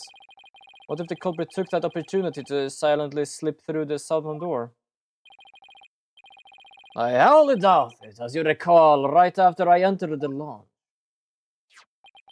Detective Arma came rushing towards it herself with the southern hull. Anyone trying to escape through there would have been caught by her. And yet the director wasn't surprised that the killer vanished. So you're absolutely sure there was no escape route for the culprit to use? I'll just input those two pieces of data. Yes, just what I wanted to see. Oh, 70. Well, that's something at least. Press the change on. Less Discord. It looks like we're on the right track. Thanks, Latina. Now to make sense of what we have learned. Director Cosmos wasn't surprised that the culprit suddenly vanished from the launch, which points to the possibility that he knew where the killer had escaped to. Furthermore, talking about the door to the launch pad made him uneasy. In other words, he's probably hiding something about the launch pad 1 door. When we put these two pieces together, one solution to this puzzle comes to mind. Director Cosmos, did the real killer escape through here? Take that! The culprit went through the launch pad 1 door escape, didn't they? Yes, I mean, no! Disaster, starboard! We're going to crash into an asteroid! Master tactician, you are not. But the area beyond that door was filled with smoke, wasn't it? True. But this is still the only logical answer there is. If you can just figure out what the director is hiding about the Launchpad 1 door, you should be able to iron the logical inconsistencies. But that door requires fingerprint recognition. Only Starbuck, Terran, and I have access. I don't see how the killer could have opened that security lock, do you? That's an easy one. The killer was right there in the boarding launch, meaning there's a way he could have easily gotten past the security lock. Come to think of it, we did examine the fingerprints on the fingerprint recognition device. Okay, hold on. Wait, I need to check this. Oh shit, I can't check this. I think it was only his fingerprints, right? Yeah, that's... Mr. Starbuck was lying unconscious there in the boarding launch. Anybody could have easily gotten past the security lock by using Mr. Starbuck's prints. And actually, Mr. Starbuck's prints are exactly what we found on the device screen.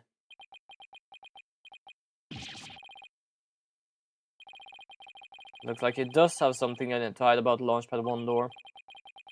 I'm betting it's got something to do with the culprit's escape route. I don't have enough information to see the whole picture yet. You know, something just occurred to me. Would you like to hear it? Yes, by all means. There's a security camera in the boarding launch 1. Right, the one that recorded the victim and the defendant. What about it, Your Honor? If the culprit escaped through the Launchpad 1 corridor, then that might have been recorded on the security footage as well. Then the mystery would have been solved. What do you think of my logic? It is actually a very good logic, but we have checked that.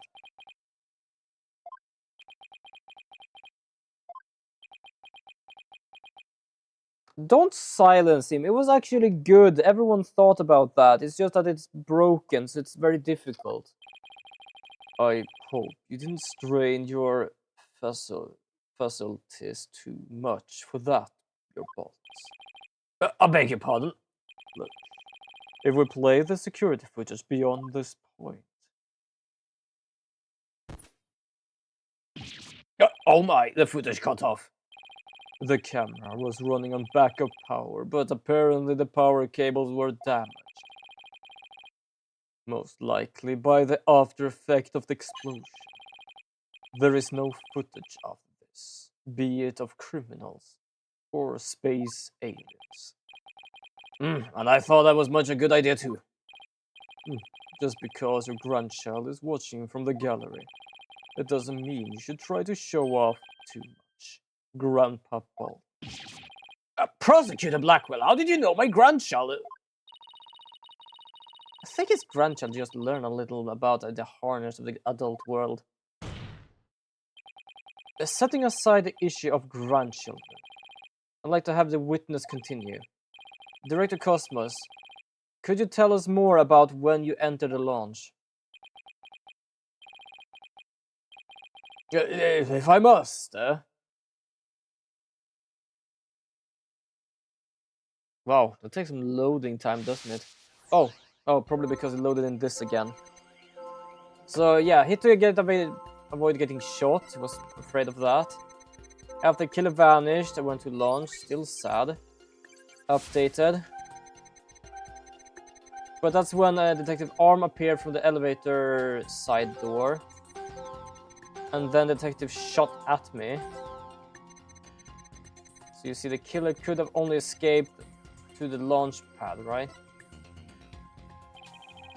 What do you think about the Director Cosmos' emotional response to Thina?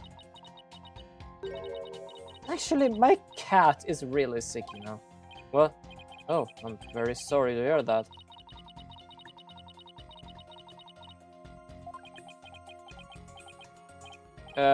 Why are you telling me all this now? Just humor me, okay? Now, when you heard about my cat,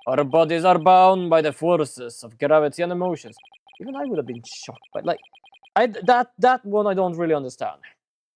Even the great man as myself experience surprise on occasion. Yes, I'm sure you do, but the real point is not the fact that you were surprised, but rather what you were surprised by. Pardon me? First you were surprised when Detective Arm found you in the launch. And just after that you were of course again surprised when she shot at you. But considering what you were surprised about, a strange phenomenon occurs here. Director Cosmos, what is strange about your reaction is the fact that you were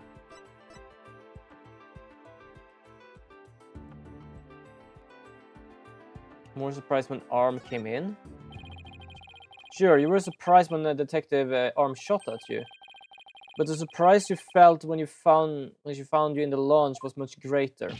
I must have missed that. I was so focused on the sadness thing that I didn't even realize the two shocks.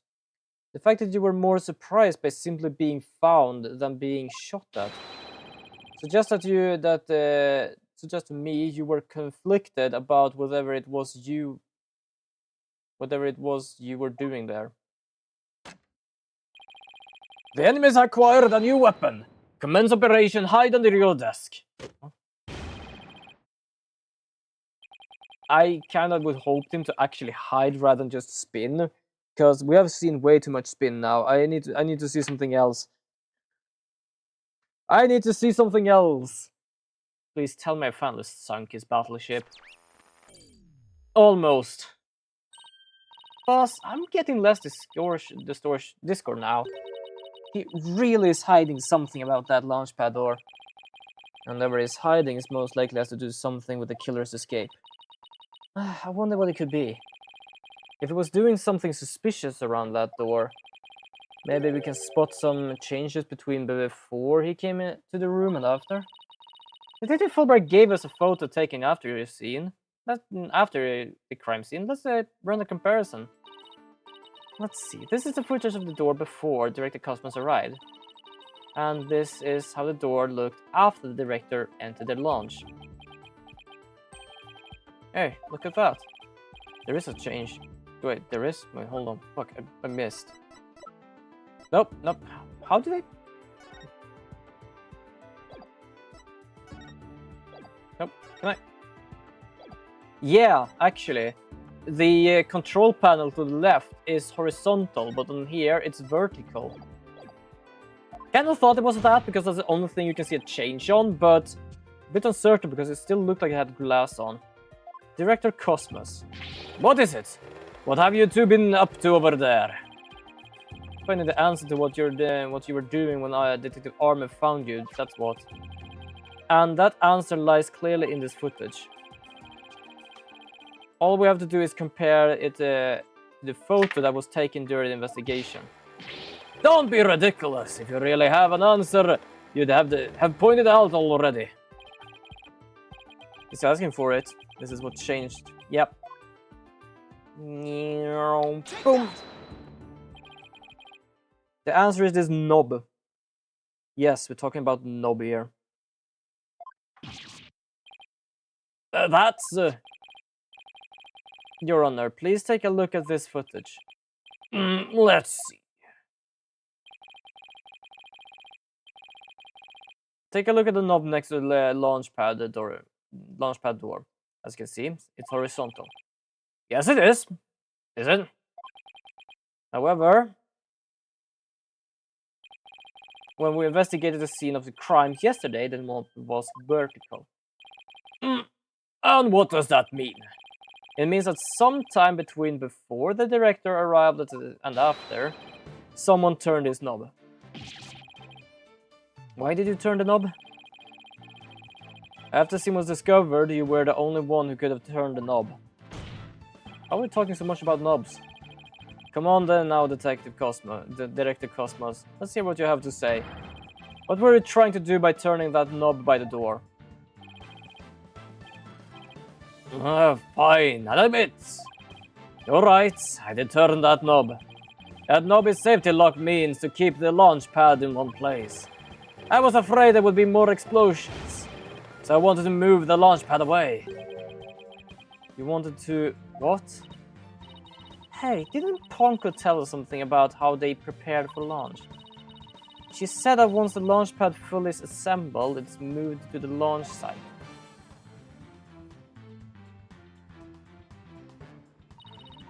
But the safety lock on the boarding launch has to be disengaged first. I guess that clears up what the knob is for. Oh, so if the killer escaped into the launch pad 1 corridor, maybe they were transported along with the launch pad into the launch site. I don't think so. The launch pad corridor was full with smoke. I don't think they could have escaped through that corridor. So then where did the killer escape to? I guess there are still some things we have to uncover.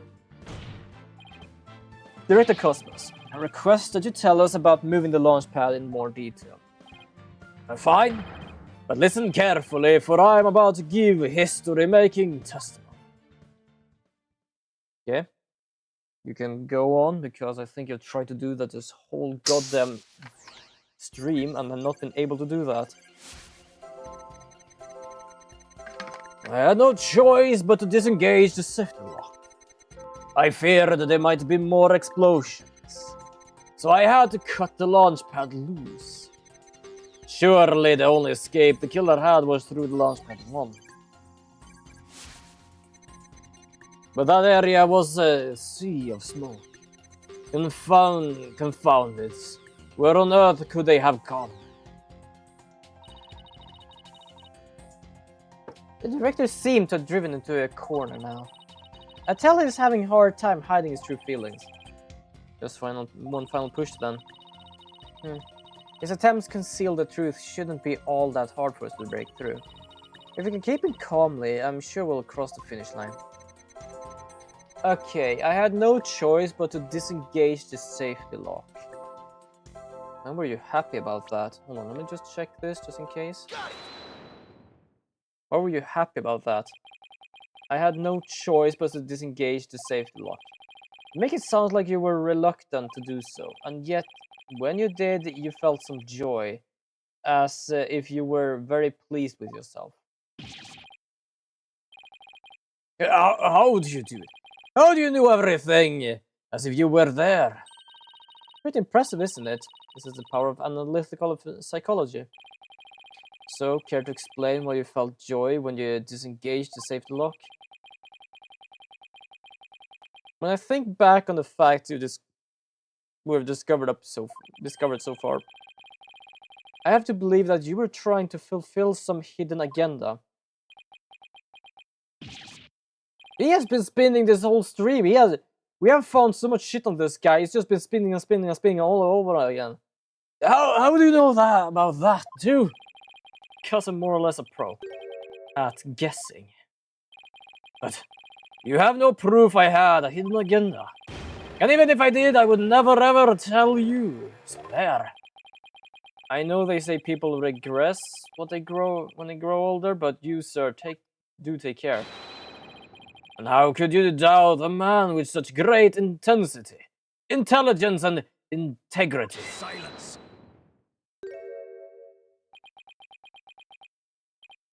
You, a man of integrity, don't make me laugh. Prosecutor Blackwell? What came over him all of a sudden? You spouted nothing but falsities since you stepped up on the stand.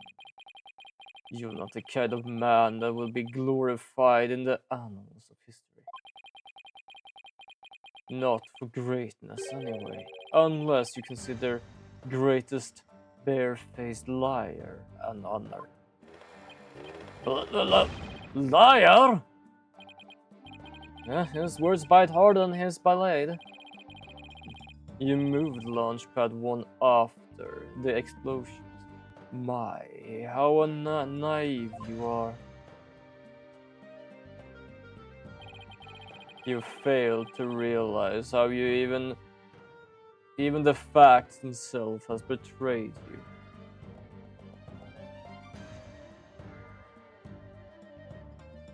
Just checking some stuff a bit quick. You fail to realize how even the facts themselves has betrayed you. Just a thought, but modern English can be your friend. And there is a thought for you. Immediately following the bomb, Launchpad 1 was on the boarding Launch 1 side. The police confirmed this on scene. What? Liar! So, that means the director didn't move the launch pad? Curse my judgment for calling history's greatest liar. Wait, what did I say? Greatest liar to the witness stand. Let us leave him to indulge his lies and war games to his heart's content. Liar! But it doesn't make sense. You can't deny that someone turned that knob. And once the safety lock was released, I'm sure the pad must have went somewhere. If we can chase down the truth of this issue, we just might find where the killer escaped to. You're sure it must went somewhere else. We just might find out. Your arguments are nothing more but conjecture, bluffing and wishful thinking. Stop chasing your fantasies and see reality for what it really is. Or are you not a man enough to, boy?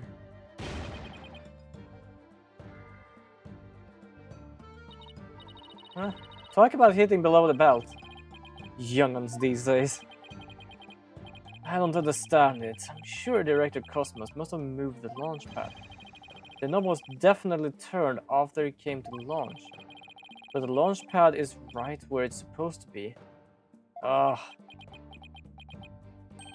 Wait a minute. Maybe I have it all backwards.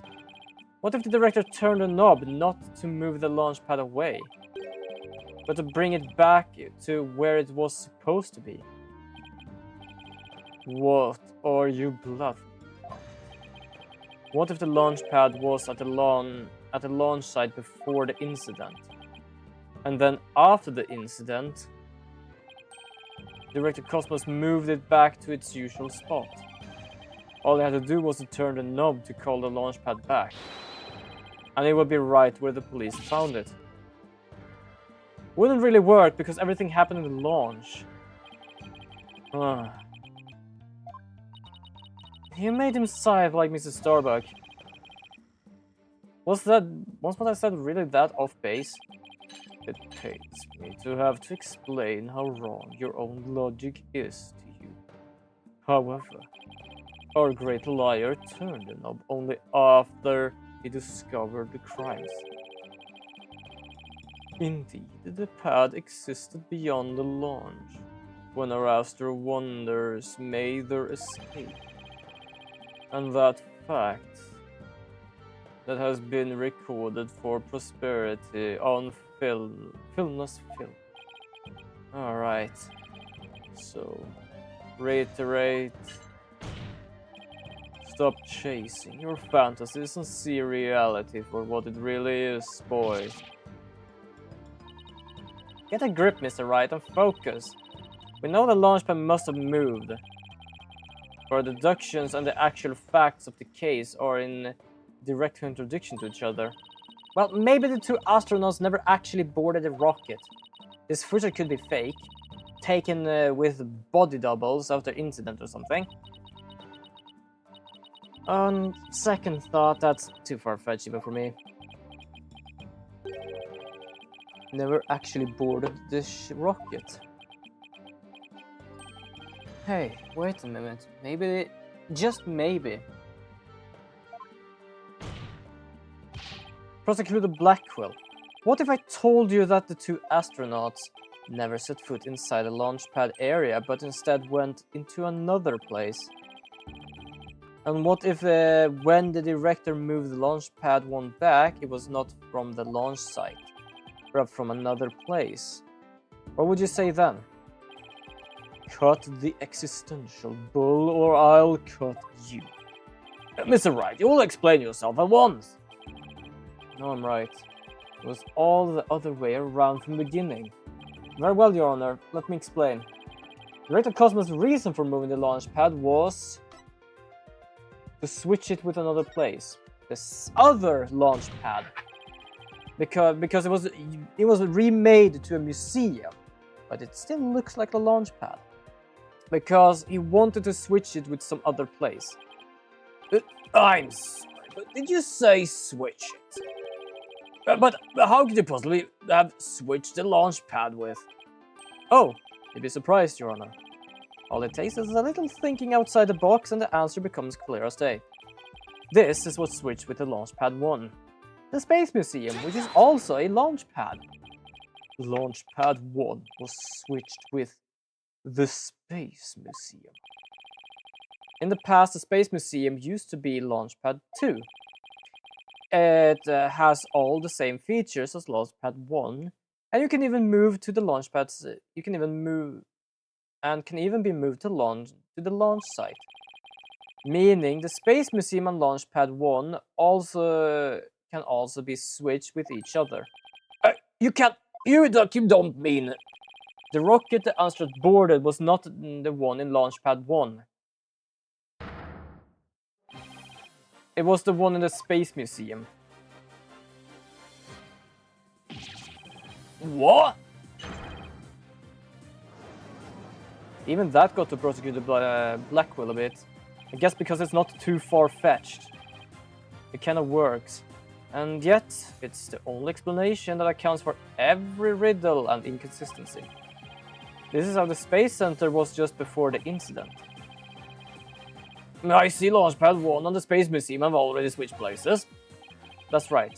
And with the two switched like this, the astronauts enter the Space Museum from boarding Launch 1. This allowed the true killer to enter Launchpad 1 from boarding Launch 2 and set a bomb on the rocket. Come to think of it, the door to the Space Museum from boarding Launch 2. The Space Museum is open to the public every day.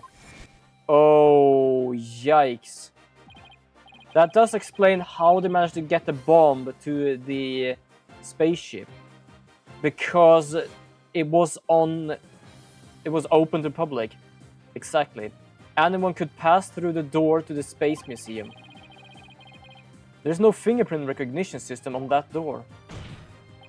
In other words, with the two launch pads switched like that, someone other than Mr. Starbuck could have easily planted that bomb. After setting the bomb on the rocket, the culprit snuck into the boarding Launch 1 and waited there concealed. In order to kill Mr. Terran when the two astronauts emerged from the Space Museum. Recall that Miss Blackwell and Mr. Starbuck and the director all saw a suspicious figure. But we can suppose that after killing Mr. Terran, made their escape into the Space Museum. After that, Director Cosmos switched the two launch pad back without realizing the killer was inside the Space Museum. That also works, actually.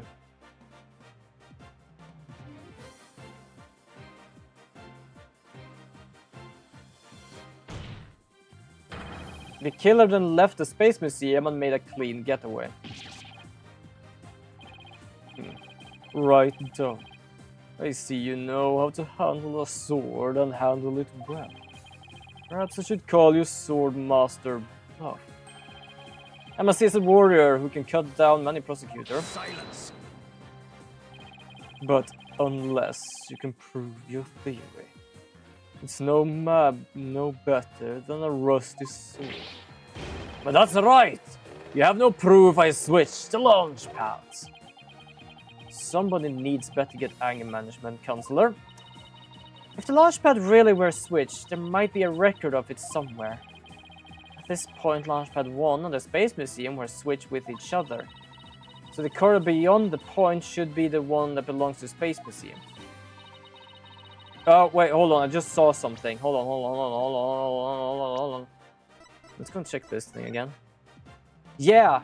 Okay, so it's very difficult to see, but behind his arm, there is a 2. And here, there is a 1. Yeah.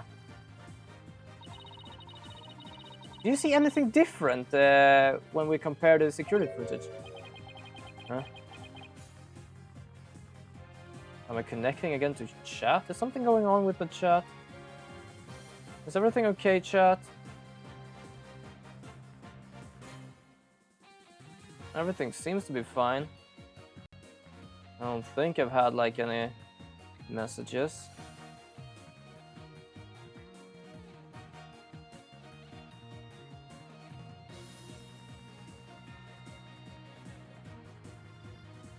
I don't know. No clue. That number on the floor. Yeah, I know. Well, what do you know? It looks like we have proof after all, Prosecutor Blackwell. And if this is just another bluff. Oh, don't worry. It's right here. Right in this footage. Wow, it really needs to like load recently. Or freeze, what the fuck? Proof that beyond this door is the corridor to the Space Museum. Just in case of all this weird lag thing, I'm gonna do this. Proof that beyond this door is the corridor to the Space Museum. Very well then, answer this for me if you would. What in this footage prove that the corridor belongs to the Space Museum? Take that! There's a 1 on the floor on Launchpad 1 corridor. But take a look at the floor on the corridor in the security footage. Do you see the number on the floor behind the astronauts? It doesn't look like a 1, does it? That's because what you see is actually a part of a 2. What? Why is it a 2 and not a 1? That's because the corridor you see in the space is the 1 to the Space Museum.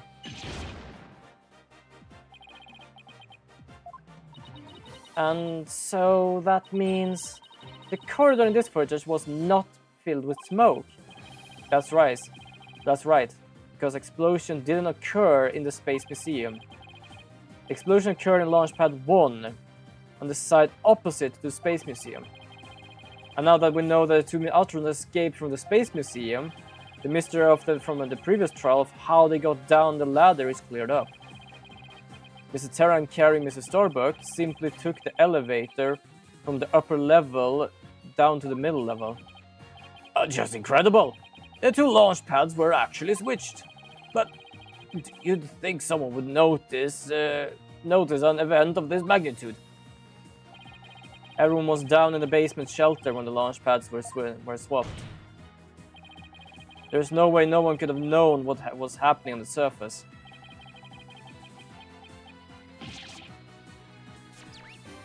Oh, there we go.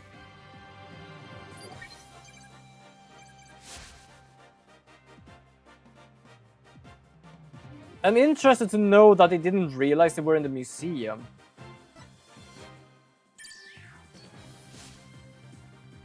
But at the same time, I have big suits on and helmets. We haven't like missed perhaps the numbers at least. No more lies, Director Cosmos. It's high time you told us the truth. He's just freaking out. Oh, my honor. My glory. Oh. Oh, he just pressed the red button that apparently exists on that thing. Oh. Whee! Oh.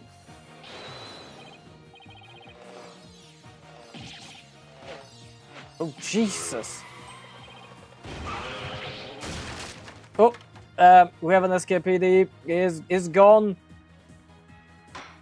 He actually lost his stars as well. Buy a leaf on your steed and after the witness. Actually, do we have a stable around here? I kind of want to feed the horses. Yeah, he lost all his stars now. I see we managed to retrieve you before you came to any bodily harm. Director Cosmos, do you admit you switched the launch pads? I admit it's true. I switched the launch pad for the Space Museum. It's good to hear words I can believe for a change. Before you do, Your Honor, two things. First, we don't know if Mr. Terran had prior knowledge of the switch. As for Mr. Starbuck, he was unaware of his surroundings thanks to his medication. Either way, Mr. Terran would have realized the instant he stepped into the Space Museum that it had been switched with the Launchpad 1. So my first question is, if the Space Museum was perfectly fine, why did Mr. Terran feel the need to put on such dramatic display?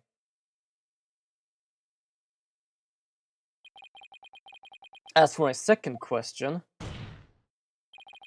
I'd like Director Cosmos to tell us why he switched the two Launchpad to begin with.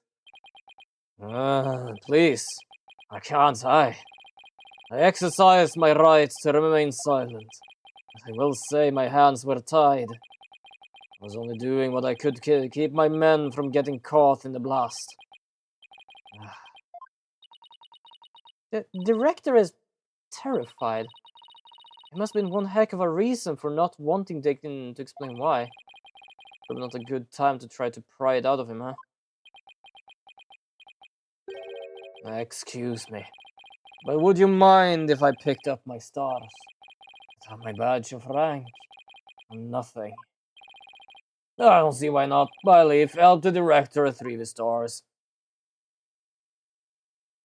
He had quite a many of them, actually. Oh, yeah, there you go. Yeah, actually filled of them. It appears the possibility of a culprit other than the defendant has been presented itself. Mrs. Starbuck, is there anything you wish to say? I don't get it. Don't get it? What don't you get? The director, why did you do all of that? From the very beginning, you were never meant for the Launchpad to go ahead, did you? You tricked us. Mr. Starbuck. Starbuck, my boy, I'm sorry. I couldn't tell you the reason why. But I had to do it to protect the Space Center. Director, will I ever get the chance to go into space again?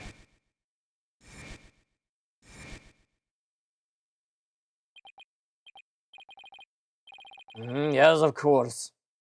I won't rest until it happens. I will get you to space again, my boy. Then the dream is still alive. Silence. Well, here we go. What are you up to now?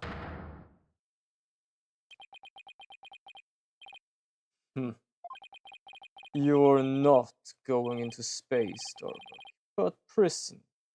I won't have it any other way. Why are you so hung up on him? Yes, I will accept that the launch pads really were switched. And if there were a third party there to see, I suppose they could have escaped. But I have yet to see any proof of this third person's escape via the Space Museum. Oh, that is a good point. He is right. I don't have any proof of that. Starbuck, you will spill everything you know. What? Me? Where did you get those bombs? Tell me now.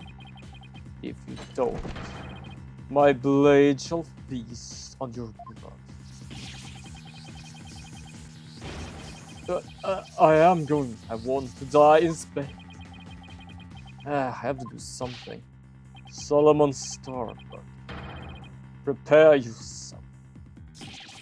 Yeah, there we go. No, you know violence isn't the answer, Prosecutor Blackwell. Oh, that's annoying, cheerful laugh. It can be no one other than... Yep. He's also the only one that has a button to that thing. Champion of Righteousness, Bobby Fulbright here. Injustice with trust. Is it Fulbright? Sorry to keep you waiting, Mr. Lawyer. I hope I am not too late.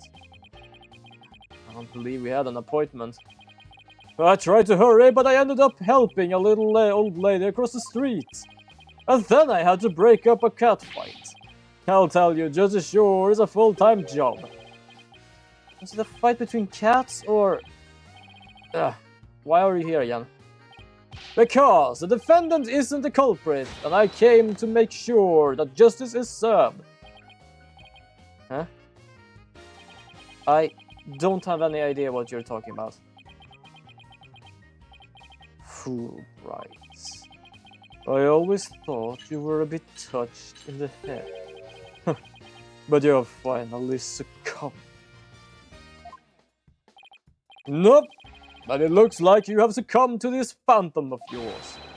Open your eyes and let the evidence of the justice uncloud your judgment. What evidence?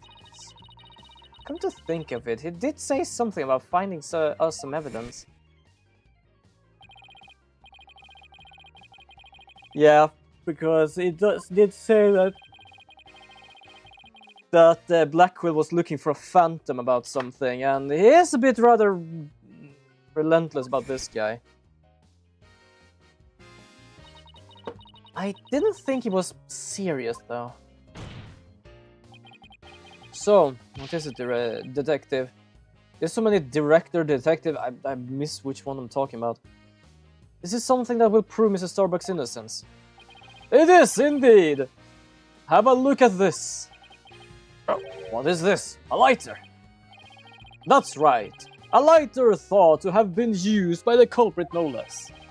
The Space Museum's cleaning robot picked it up. It has the victim Clay Terran's blood along with the killer's fingerprints on it. What? Oh, fair enough.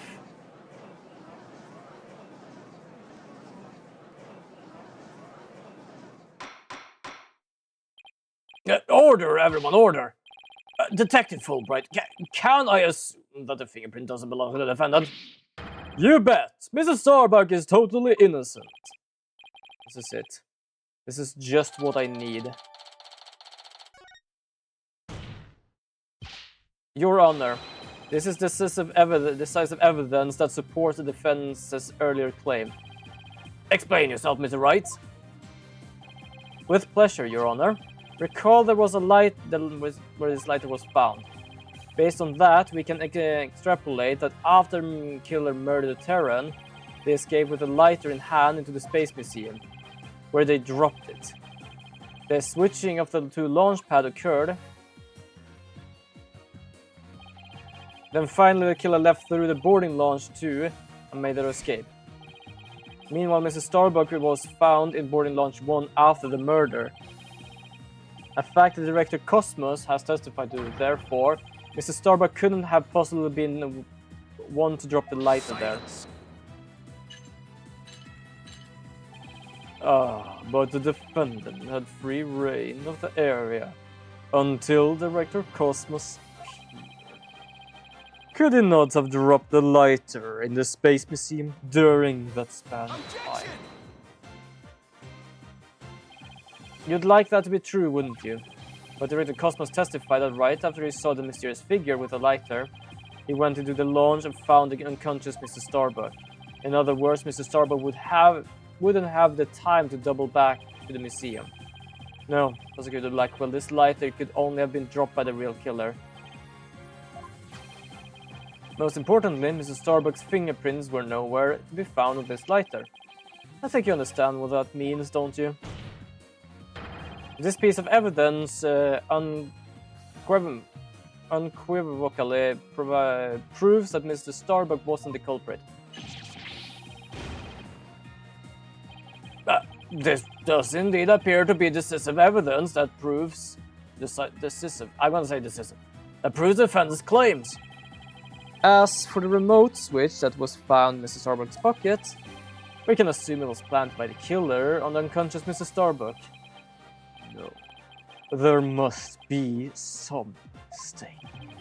Frankly, Prosecutor Blackwell, I have been worried about you. You've been chasing this phantom for 7 whole years. I understand your urgency, because tomorrow... Silence.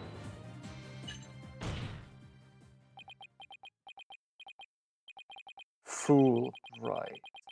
You promised never to speak of that. Tomorrow? What about tomorrow? Probably his last day, I guess?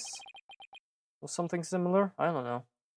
Given the body of evidence, I think it's safe to say the defendant is innocent. In light of the fact that it was impossible for him to have committed a crime. A few unanswered questions remain, so I look forward to seeing what you two can uncover. But for now, this court finds the defendant, Solomon Starbuck. Yes, not guilty. Wonderful. Do they always have confetti cannons around just for fun?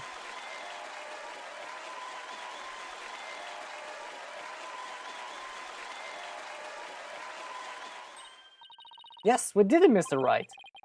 Looks like we pulled it through and pulled it off somehow, huh? With some help from the detective Fulbright. But we don't know whose fingerprint it is. Mr. Wright, this is Sykes. Thank you, and please thank Apollo for me. You all are the best. Oh, I wish we could tell Apollo about Mr. Starbuck's verdict right now. Yeah, me too. But that's going to have to wait. Now that a verdict has been reached, I'd like to bring today's trial to a close. Court is adjourned. Well, that was very good timing. Well, wait, that was not him, was it? It's too late to object, isn't it? And he says silent. It simply isn't possible. Something is... Wait, was it out his voice?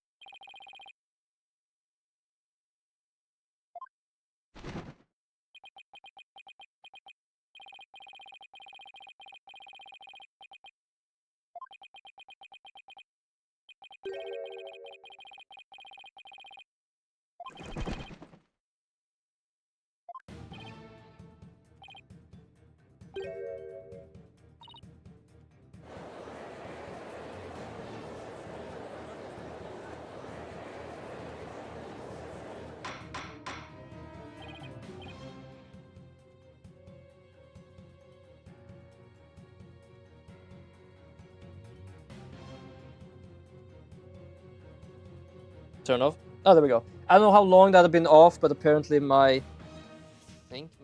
microphone were you out of battery, or did I hit the button that I turned it off? I might have been silent for a moment. I don't know for how long. Oh yeah, it is actually kind of dying. Interesting. The other one doesn't seem to be the sensor thing doesn't seem to be dying. Interesting. That's the first time that kind of happened. Well, not fully actually. Like for streams, yes. Might be that I've like charged them so much or something. Hopefully not, because I've only been using them for like a month. A lot actually. Order, I say, order. Also, yeah, I was supposed to say this was a twist I actually didn't even remember. For some reason, I actually thought it was gonna be Blackwell's fingerprints there. It wouldn't make sense, but. Now it doesn't really make sense either. Miss Sykes, tell me you have an explanation for this. We just finished proving that this lighter could only belong to the killer. So finding your prints on it could only lead us to one grave conclusion. I don't know how they got on there, but I know I'm not the culprit.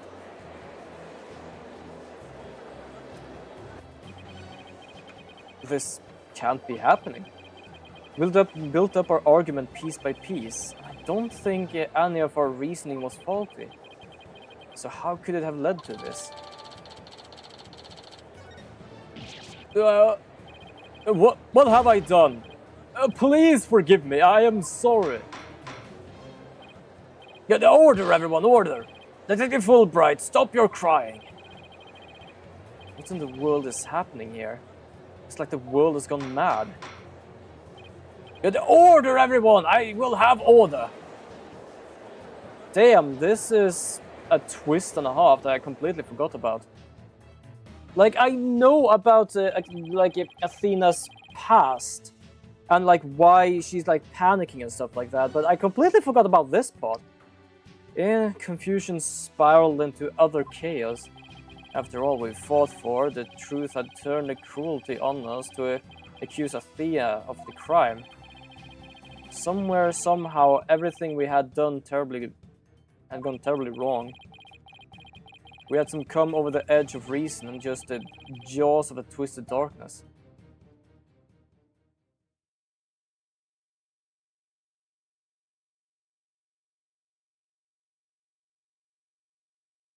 I think this is actually a good time to end the stream.